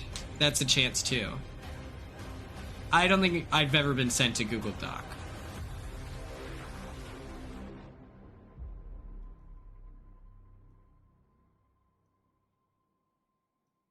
Well, they'll just do the draft later then. Okay.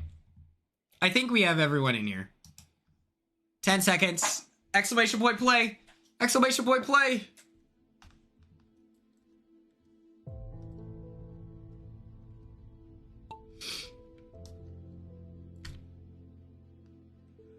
In a battle for the death. Oh, look at your boy. Soren. Soren. Come on. Come on. They can still, whatever. But whoever just wins the raffle. Oh. Oh.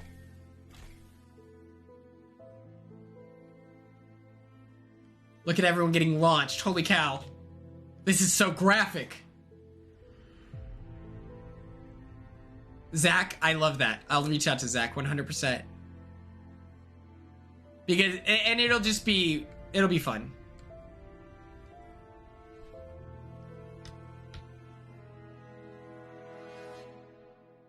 Holy crap.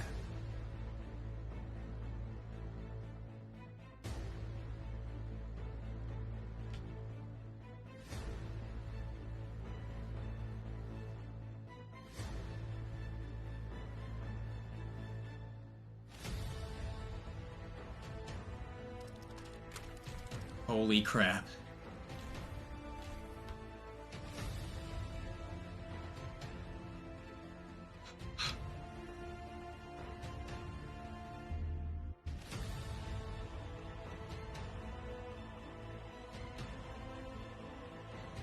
This is the most intense moment of my life.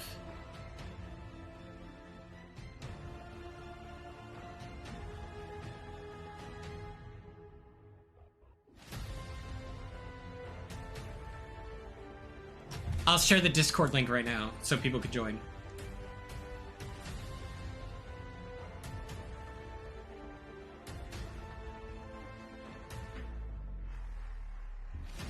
Twitch.tv, Twitch.tv. Come on. We gotta hurry too, because Keanu could just quit at any moment.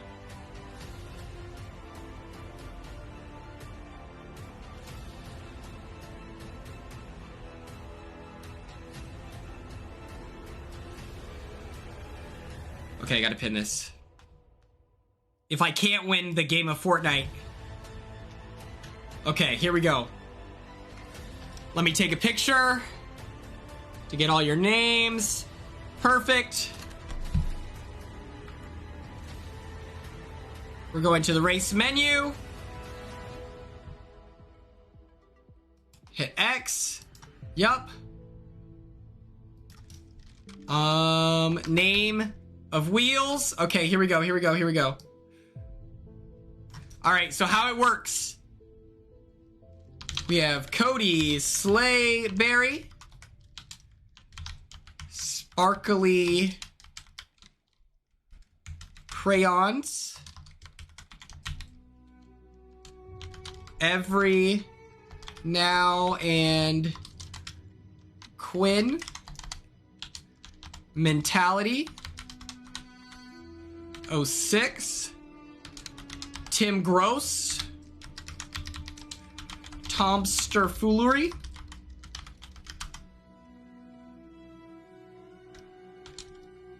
If I had a Nicole, remember when we brainstormed Nicole usernames? That was fun. Enjoyer of Rogues. 21 Tyler 42. Go Pioneers. Cool Squirtle glasses.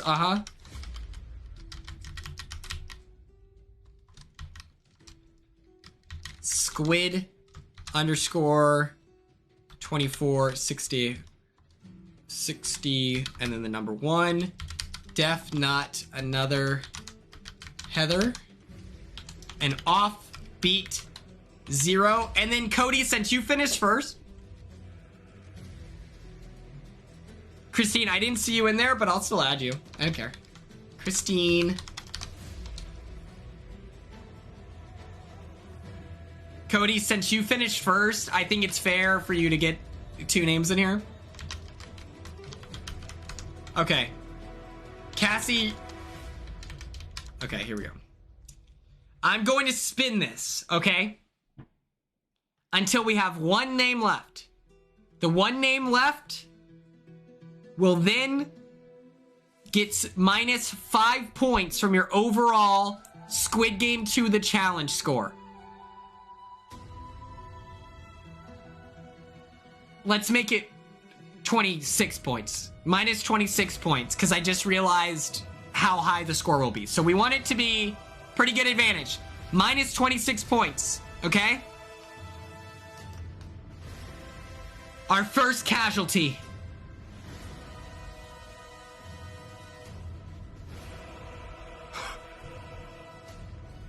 Oh my god. Cody lost his first life. It is like the old school BB nomination. Cassie, we did, Nicole, I'm so sorry. You have been eliminated.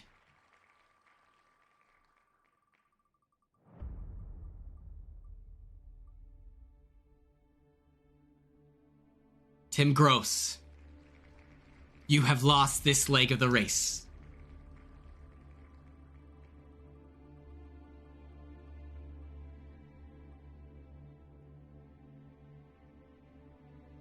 Christine, you have been ejected from this chance at negative 26 points. Okay, so Cassie. Everyone that watched me play... Oh, damn it. I played Fortnite. 30 minutes to win. If I didn't win, we're doing a Squid Game the Challenge draft like we did for Big Brother. And it's like, if your person gets killed in the first episode, they get 50 points. If they die in the second episode, 42 points.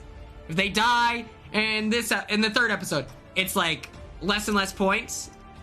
And so whoever, we did a thing for the marbles so I could get everyone's name in here, and then now we're spinning a wheel. Whoever is left remaining loses 26 points as a prize. Def, not another Heather. You have been eliminated. I'm sorry. I'm sorry. Squid 2461. You have died. 26 points deducted off of it. So it's like, you know, because think about it. You're getting 26 draftees. Imagine 13 of your, you know, are evicted or killed in episode 1. Cody Slayberry, your soul was departed to the nether region.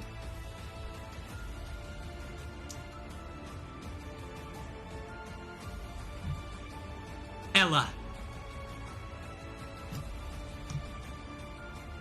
you are dead.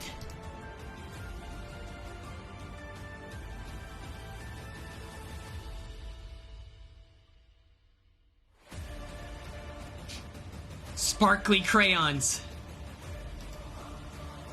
You will not be in the sequel.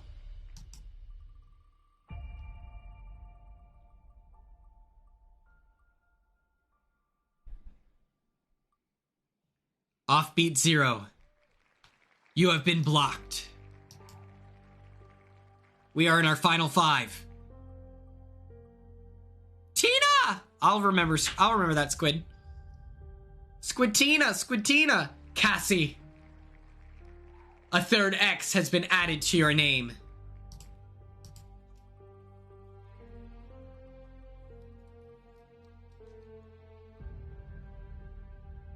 Tom.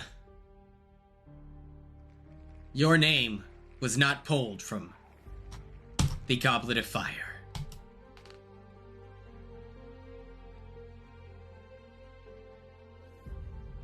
Tyler!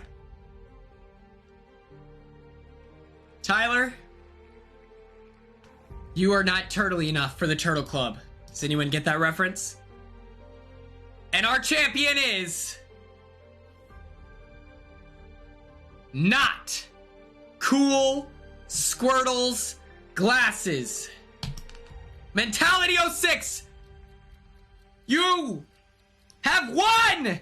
Woo! Let's raid Keanu. Let's raid this guy. Come on, we did it, chat. Slash raid Keanu. Ray Soto. I've done it. Okay, baddies. I am raiding Keanu.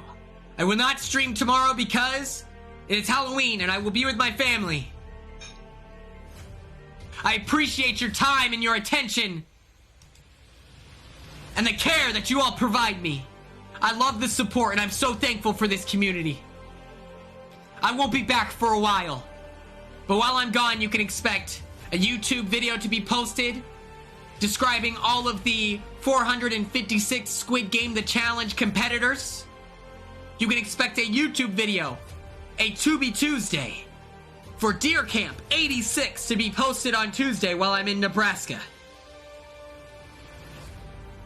And then when I return, we'll be watching covering 16 Wishes. on Tubi Tuesday. I'll see you later, alligators. Thank you for your time, your attention, and your care. Just keep your eyes peeled for that draft link, because I will be making another Excel sheet. Stay bad, baddies.